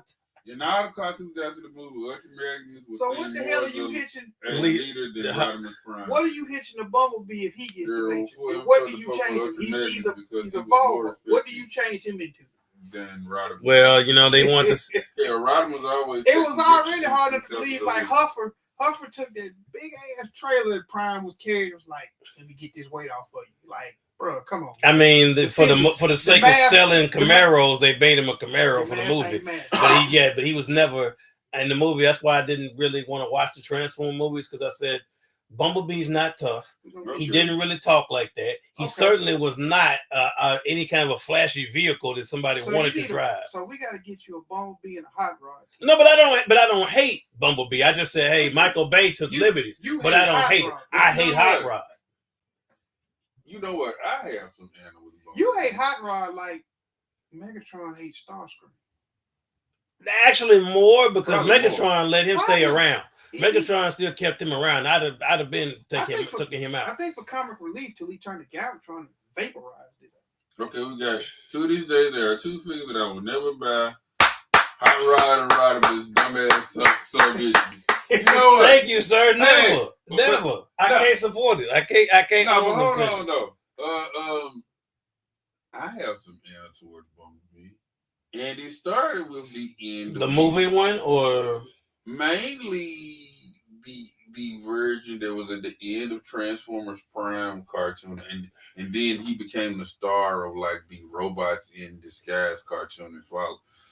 Now, you know, Bumblebee's not talking like in the movie, then he get that fixed and then he's kind of in charge because Optimus Prime kind of quote unquote dies at the end of the Transformers Prime cartoon.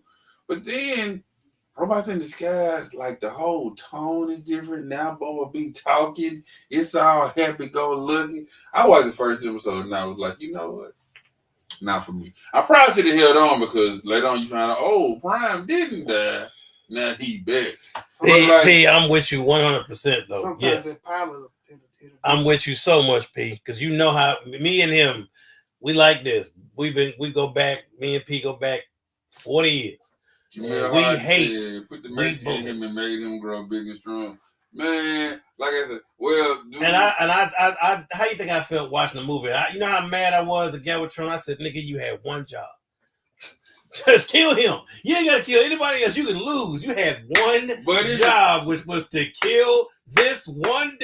I don't care if you didn't kill Ultra Magnus. I don't care about none of that. If you had just killed Rodimus Prime and you could have, they could have let him be kicked off the planet by Bumblebee. As long as he took out Rodimus Prime or took out Hot Rod, I'd have been like, you know what, man, Galvatron, you got all the respect in the world. You vaporized Starscream, but you didn't get this bastard. But in the current day, it's Bumblebee. Because ever since Bay did his stuff, man, Bumblebee done been elevated from, like, associate member to, like, the hot young upstart. And I just be like... Bumblebee been elevated how Scottie Pippen want to be elevated. Yes. I was so... You know what? And thank you, P, for telling the truth about how rotten that bastard is. Because he is terrible. I can't stand Hot Rod. Officially, he does.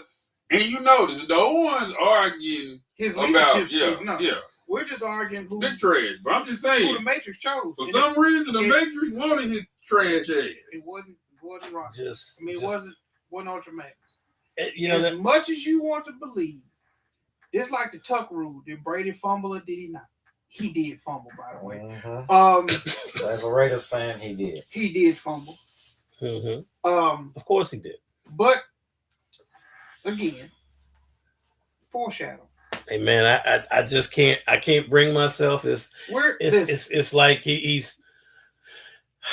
How can I describe it to you? It's one of those things where I'm trying to think who said it. If Michael Bay made Bumblebee a body in class. I think D'Lo Brown, the wrestler, once said this. The hatred was so bad that Hitler could have been there against me. He'd have been a babyface. That's how I feel about Hot Rod. Like there's no way he goes over. I can't ever let him. I can't ever forgive him. I don't care if Prime had come out and they showed the show and Prime said, "Hey, listen, I'm back now. It's not his fault." I'd have looked at Optimus Prime and said, "You're lying. That son of a bitch got you killed. Don't sit up here and do damage control and none of that. We know whose fault it was, Prime. Stop saving him. Don't do no damage control. You know Ironhide would have killed him. You know without question Ironhide would have killed him. There's the difference between Cup's just gonna warn him. I'm gonna put you over my knee. Ironhide would have just said, and then Prime said, Ironhide. He said, man, he had to go. You're giving off real. He had to go, Prime. He had to go, Prime. You know he had to go. He was in the way. You're giving off real macho man Hulk Hogan when the Mega Power was broken.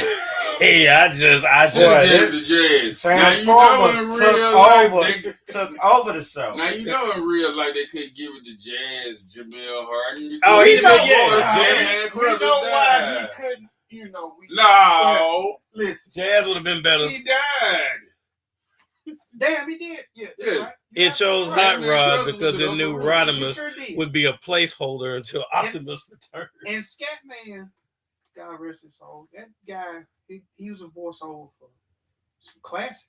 Yeah, Hong Kong Fu. Mm-hmm. It's like you don't think about these things till you get older. And I enjoy him and Zep. You know, that while you guys talked about Transformers, that was a topic I did want to bring up.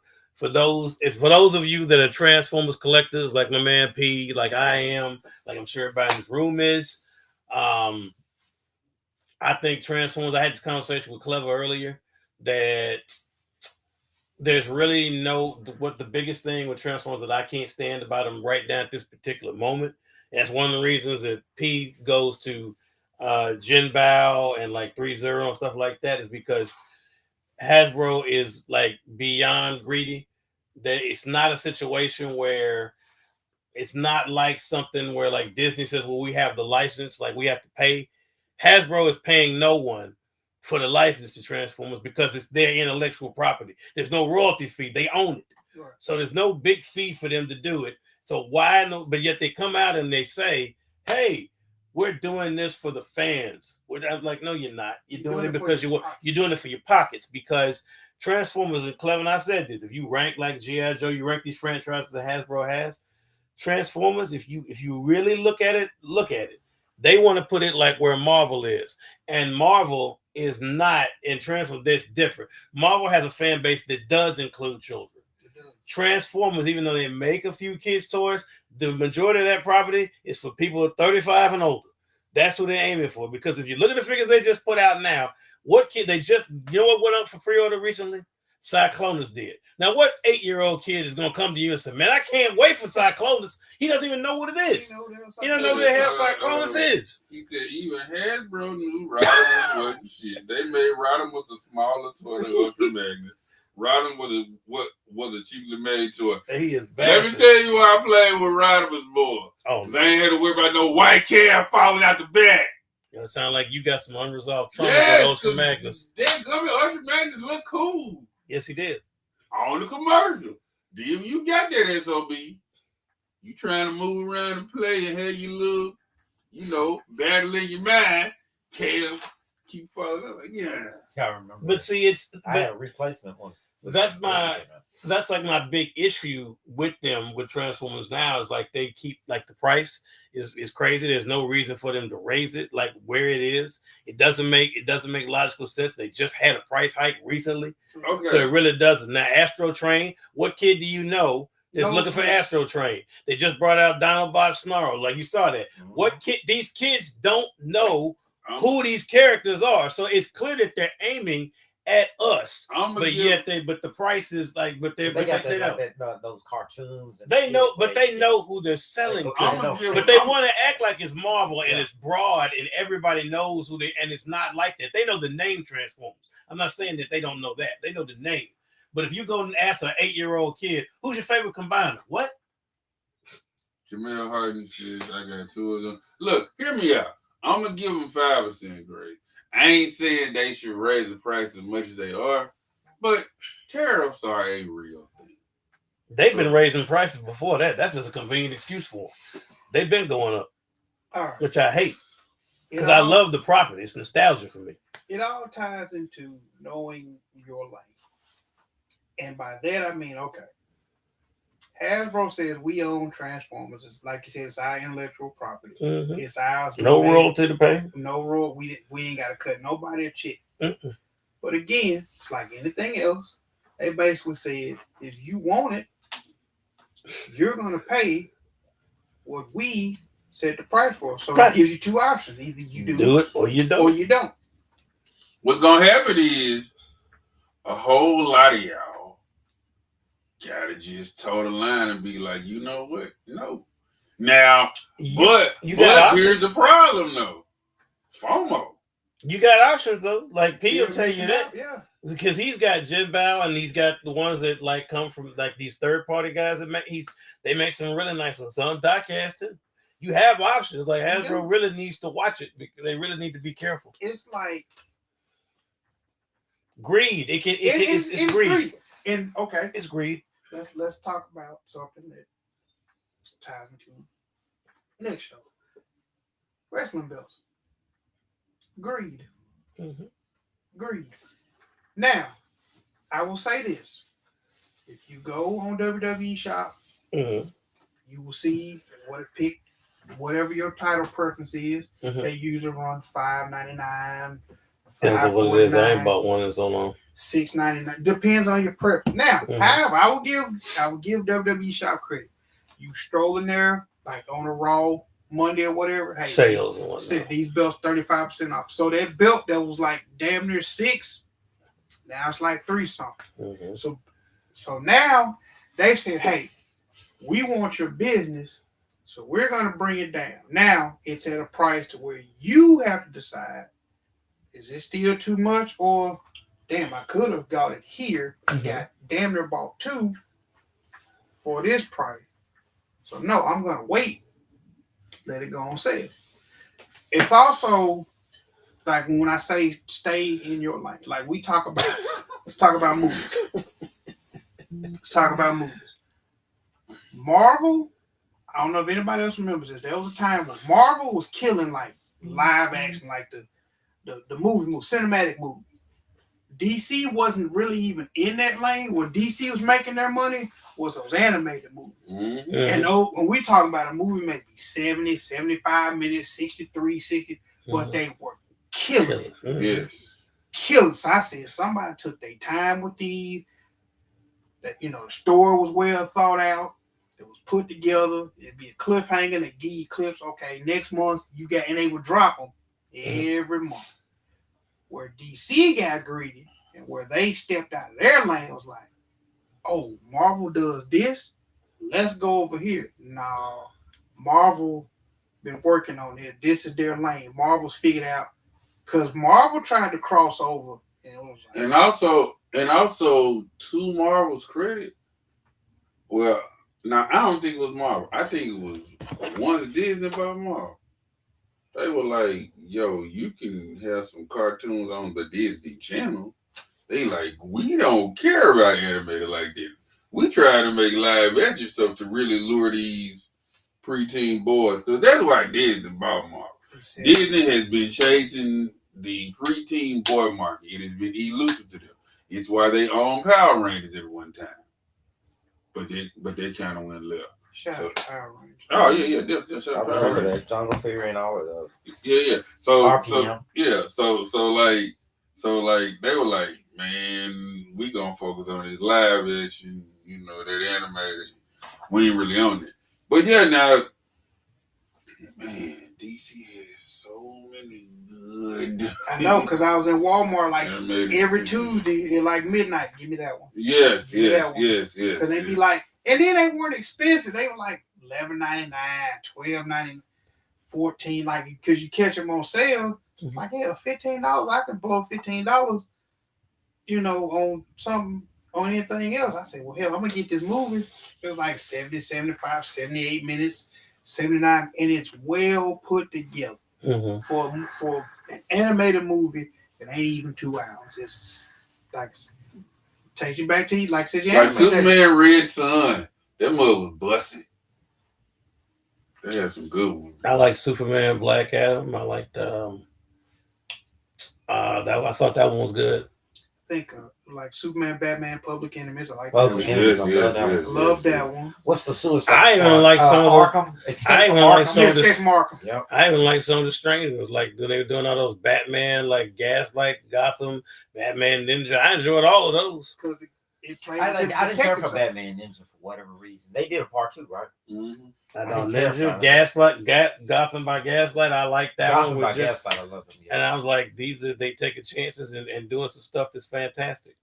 That, and despite what, I know there's fans of my man, Dwayne Johnson, despite what he likes to think, that particular the way that he was done, you had the blueprint. The way he was in when they did the Superman and Black Adam, that is all you needed for Black Adam. That's Black Adam. I am not a fan of. Oh, I know he's not a fan of what he did with him. It's like it's just he had, and you know what's crazy is the beginning, everything like he had when he was wearing the cloak and everything. I was like, okay, maybe we're going in the right direction. And then all of a sudden, I was just like, yeah, this is not. Once I found out, I was like, wait a minute, you're not gonna fight Shazam? Yeah, no.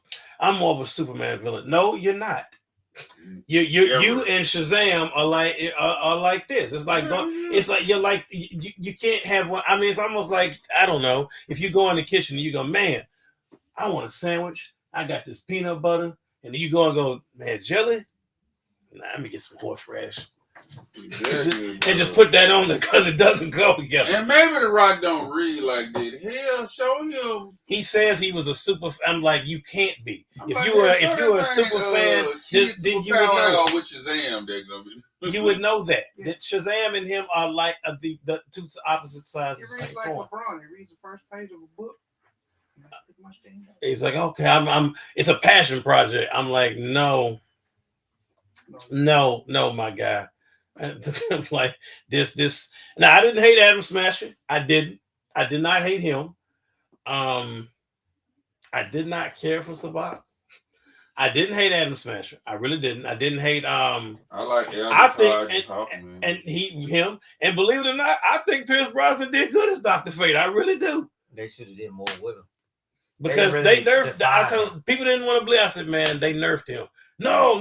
I said, no, Doc. If you Dr. Fate is like OP, like, and they definitely. Jamel Harden said Shazam was too goofy for him to. Well, not really. The movie, yeah. Not for The Rock not to work with him. But they're still the same source material. He's a kid. Shazam is just a man child. I get what he's saying. I get what you're saying. They could have made him. They could have started making him more serious. But I think. Because they had Zachary, whatever his name is, they did have him kind of like he was still trying to figure out his powers, and he was acting kid-like too. But he is. He's essentially a kid in a man-child body. Like he's a kid. Mm-hmm. He says it when he's fighting Sylvana. I'm a kid. I was like, yeah. What he said? You got to remember at the end of the day, you see, Shazam is just a kid. I mean, he is. When in that animated scene, what was he? He was terrified of Black Adam, and Superman was like defending him. He's like, "Why are you protecting the child?" Like, and the wizard's powers were wasted on you. He hates it.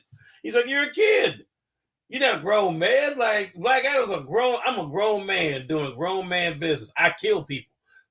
And what were you doing? What were you doing 5 minutes ago? What were you buying a goldfish? What were you doing 5 minutes ago? Mm-hmm. So I get it. I do. I 110% get that. But I mean, he messed it up. He had it. He had a shot to make. It was a good property. And Black Adam deserved better. That's what I told people. The character of Black Adam, which I'm a fan of, he deserved better. He really deserved better. I first became hip to him because there was this cartoon in the 80s. Well, there was a show that had cartoons and live action elements called the Kids Superpower Hour with Shazam.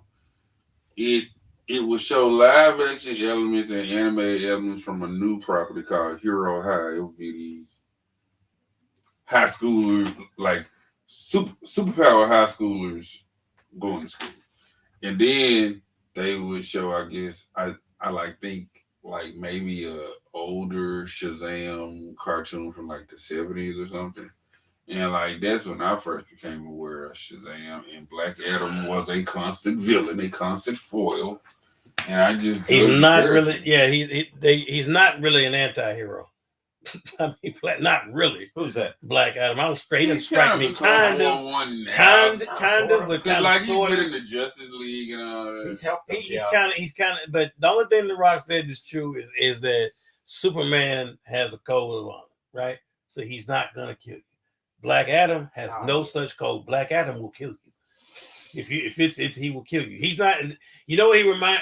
I'm not saying they're the same, but they share some aspects. He in a way like he's joined teams, not joined teams. Been the problem. He reminds me of kind of another person like that, which is Namor. Namor will kill you. He will join the team, but if it's not benefiting his nation, and he's like, man, you know what? I'm not really rolling with this. He'll kill you. Like some old Joe. I mean, right.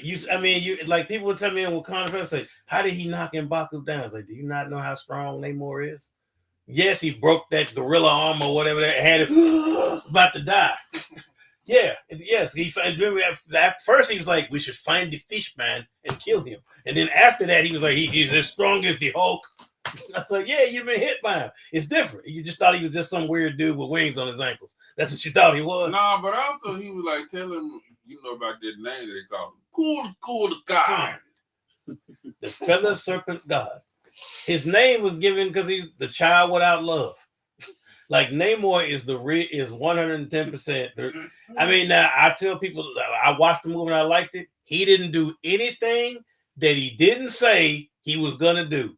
He straight up told, as much as I said this was villainous, he looked Queen Ramonda right in her face and said, if you try to find us, if you come to Wakanda, if you try to find us, if you tell the Americans about us, if I discover a single ship in the ocean, I will come to Wakanda.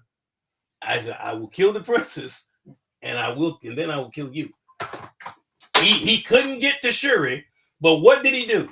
He went to Wakanda. He sure killed Queen Ramonda. He killed Queen Ramonda, and then told Shuri right there to her face, she did this. Like Namor is a man of his word. At the end of the day, he's a man of his word. He said, if you do it, I'm telling you right now, I'm gonna come there and I'm gonna kill you. If you do anything like that, I'm gonna come and find you. And what happened immediately? As soon as they found out that she was gone, the very next scene, he floating down to the throne. That mutant, he already going straight war mode. He's like, you know what? It's over with. I'm killing everybody. But I enjoyed. I mean, Wakanda, and I like Namor. I mean, they took creative liberty, right, with the Mesoamerican thing, but it worked. It worked. And the Talakanil, scary. Like the opening of that scene when she was in the helicopter and she got out and was shooting them, and the bullets were just bouncing off, and he was just standing there. And then I was like, what? Well, first of all, when you look on the camera, you see people falling off the edge and going and diving in the water. I was like, y'all thought this was a safe idea to land here? But once I saw them jumping in the ocean, I'm not trying to save the dude. You know, the dude he tried to save that before he got speared. Well, he's like, get off the edge. I've been like, man, you know what? Come on, girl, we leaving. Well, no, they jumping in the ocean. I'm sorry, we're not equipped to handle this. Now, if he had just left 5 minutes earlier, Namor probably doesn't grab him and kill them too. If they just left 5 minutes, but you shooting, I'm like, no. And I love Okoye. I do.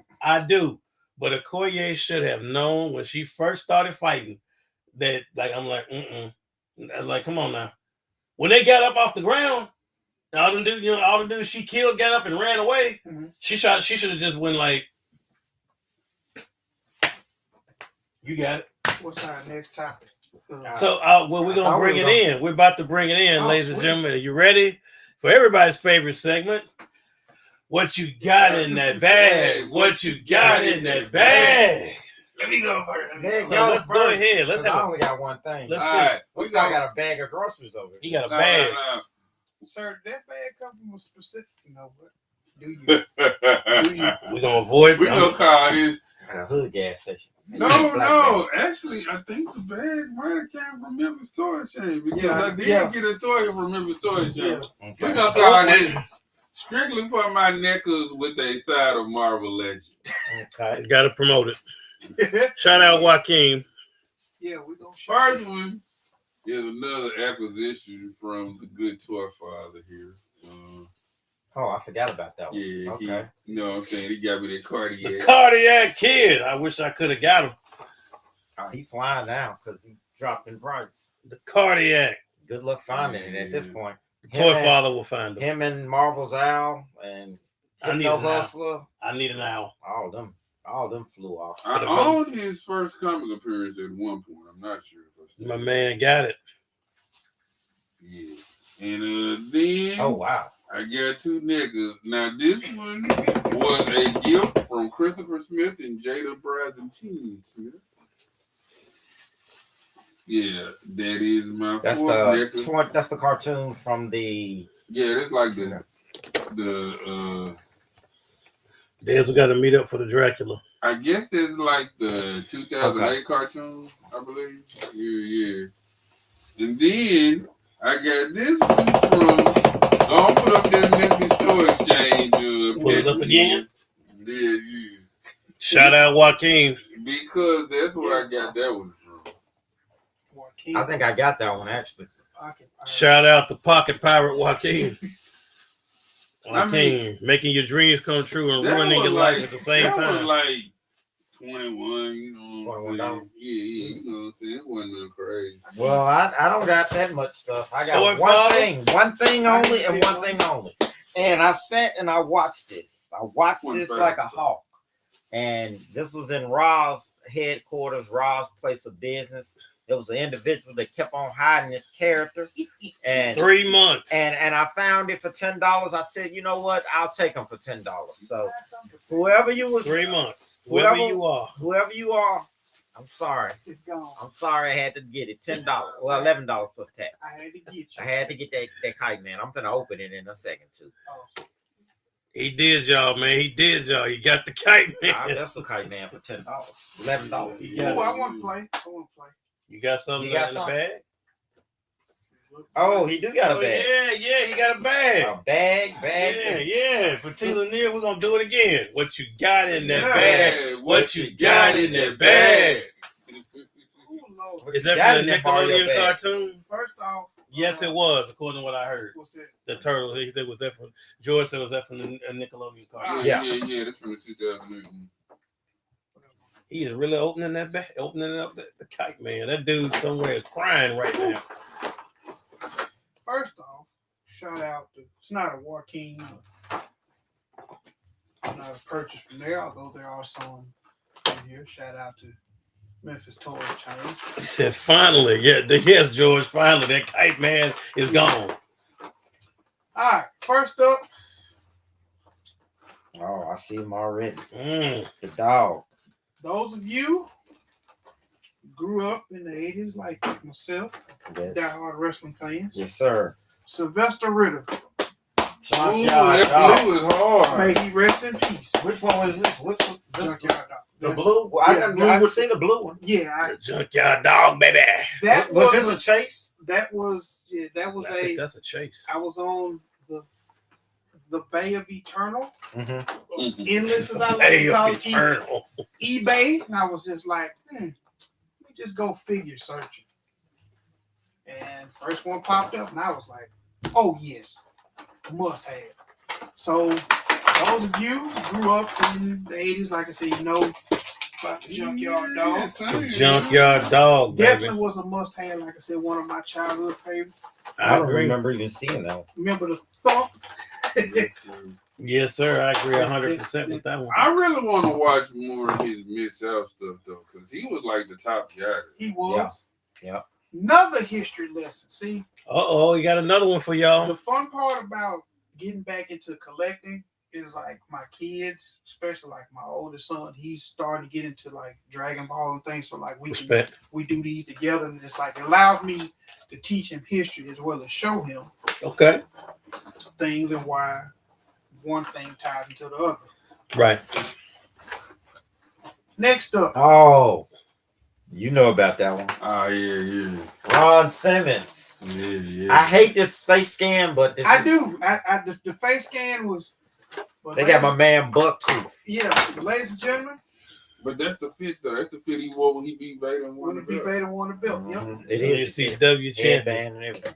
And like those of us now, well, the newer generation know APA for Rude. Damn. Damn. You know. Mhm. But this, ladies and gentlemen, I remember him when he was with Doom with Butch Reed. Reed, yes, sir. Ooh. Taking out the Steiners.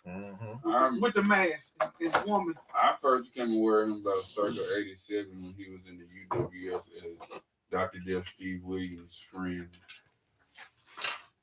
Kite, man. For this next one, before I get to the Joaquin goodies. Oh, man, he loaded up. I just got some that was like, some of my most recent acquisitions. What I like to have right now,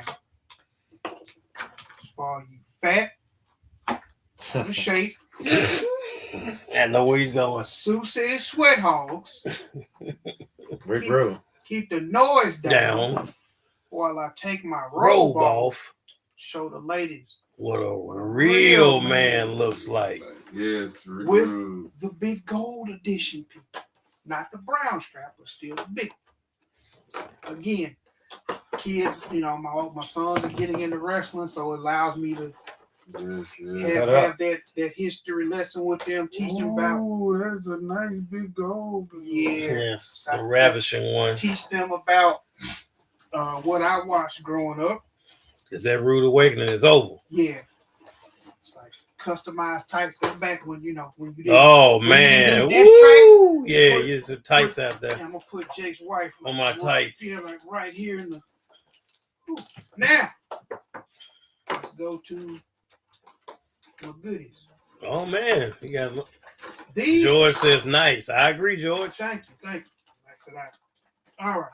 So first up, this one comes from everybody's favorite pocket pirate, Joaquin and the wonderful people. Memphis Toy Exchange. Toy Exchange. Shout out Joaquin. It's one that ain't new. He's a demon. Somebody that everybody's seen. One of my faves. The Merc with the mouth. The Merc with the mouth. Mm-hmm. As you can see, this wonderful gentleman. Yeah, I got those ones. It's on my shirt. Which one is this? This is the release the single release. They had one that also came with Bob. That's a really good one as well. So a 2-pack, but that's a great one in itself. I said if I'm gonna do a Deadpool, and it's like he was talking to me. He's like, buy me. Wait a minute. He used to date a girl that went to my church. Jamil Harden. Who are you talking about? Deadpool? Oh, you talking about Rick Rude? Rick Rude? Who we talking about? He's from Minnesota. Like, so that's that one. Question. Oh, Rick Rude. Rick Rude used to date a girl that went to his church. Wow. Next up, another one that's calling my name. Yeah, I blame Joaquin again. It's all right. We all blame Joaquin. I'm no longer a Memphis Toy Exchange virgin. No longer. But I shall be going to rehab. But he is going to rehab. Another fella had to have him. Omega Red. Is this the 2-pack or is this the? Or is this the I think it's this. The original? That's that one too. Probably. Well, that's the one that came with the. Well, yeah, I can look at it. Yeah, it's different. It's different than a 2-pack. You can look at it different one. Yeah, because of the shoulder pads. So I was like, yeah, I had to. I believe this is the solo release, the original solo release. I hate you, Wolverine. Yeah. It's funny. That's a nice one. I have this one as well. Yeah, I was like, yeah, I'm not leaving. Nice. And top it off. Oh, he's still scoring. Yeah. My first one.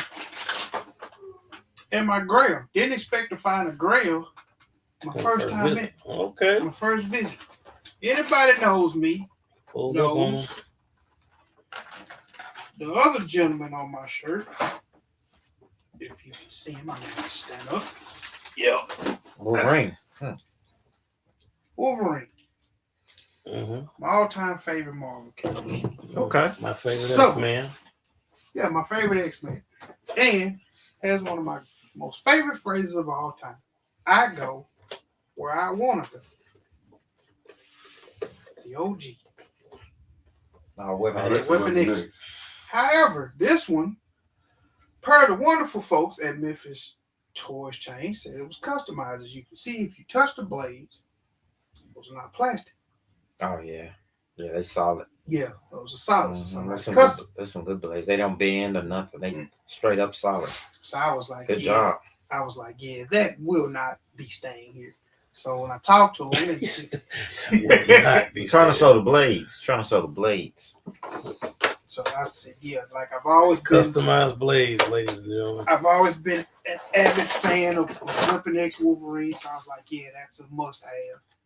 And so yeah, I want to thank Joaquin for very nice having the first visit, and little did I know there was going to be a second visit the next day. Because I originally went in before. I went in for the Deadpool and Wolverine figures.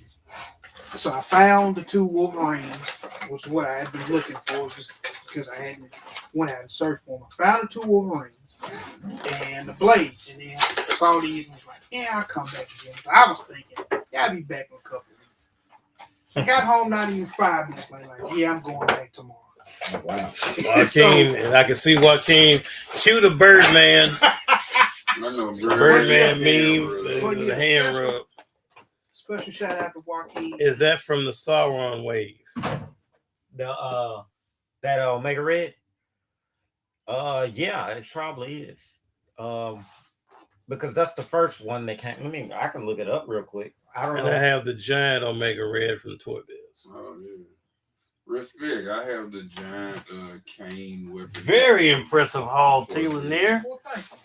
I only have one particular figure right here. Well, you got another one, but I opened well, the other one, opened it. This one was, you know what, let's show that one first. That was a classic dumpster dive, kind of sort of found base deck type thing. Maidens, what was it? Maidens of Might? Look at that. That figure is how old is that figure? At least 2014, maybe. I'll have to look it up. Shoot, I can look on the bottom of her foot. Is it same? It does. 2013. I was close. Ooh, 13 years. 2013. That thing was just sitting under a base deck. Devoid of oxygen, devoid of everything. More than 10 years. What did they charge you for? It didn't exist. I just took it. Oh, okay. It's been there, sir. It's like long since it did not exist. My other in the bag, you know it. Shout out to the Kingpin, Alan Collins. Oh yeah. How did you spot that? Well, how did you know he did that? The Kingpin. I don't know how the Kingpin knows what he knows. Yeah. He just knows things. He's the Kingpin that just shows up. Okay. He just shows up. I like the effect and the sword. That's what he wanted. That's what he wanted him for. And I was like, you know what? Why not? For $1, hell. I said, why not? I said, hey, you know, there he is. I don't know if Clever is here, but you can let him know. we will. He's the levels y'all are going to protect Black Bolt. Ladies and gentlemen, Black Bolt you can't lay a finger on Black Bolt now because he has his own universe of people that are there, all part of the Inhuman Task Force. So if you think you're going to get your hands on him, you're crazy. You see that? You got to go through Captain Marvel, the Black Suit Spider-Man, the Gladiator, Deathbird, Mr. Sinister, the Sugar Man, Ghost Rider, and Shuma Gorath, all before you fight the Inhumans, just to get your hands on Black Bolt. Good luck with that. Here, you wanna Kingpin set the price himself. That's nice. And look at the Kite Man. And the Kite Man, where he ruined that man's, where Dez ruined someone's life.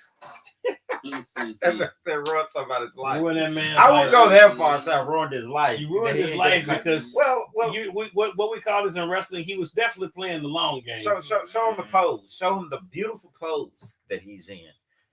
He could be on your shelf if you wouldn't have just kept hiding him and just paid $22. No, or maybe more. 30, yeah, he was like 30 something. He paid the $30, but I waited, or you waited, and then I got it for $10, $11, and I'm going to enjoy this thing. You ruined that man's life, man. He will recover. He have to find it at another. You have to drive to another state. He was City. Ladies and It's got toe articulation. ladies and gentlemen, if you think so, I'm gonna tell y'all right now, right? I want to thank you all for joining me. If you think that I went in on Hot Rod, give me 5 minutes. Not take 5, but give me 5 minutes. I'm gonna take these gentlemen. I'm gonna talk to them about take them into the 5 count. I probably will never, ever, and I say this honestly, I will probably never be sponsored by WWE based off the things that I'm gonna say. Or Rob Parker, because he's gonna get the business. But it is wrong for me. But I'm gonna tell y'all the truth. That 5 count is gonna be spicier. In the words of my man from what was that reality show? It started as All Worked Up,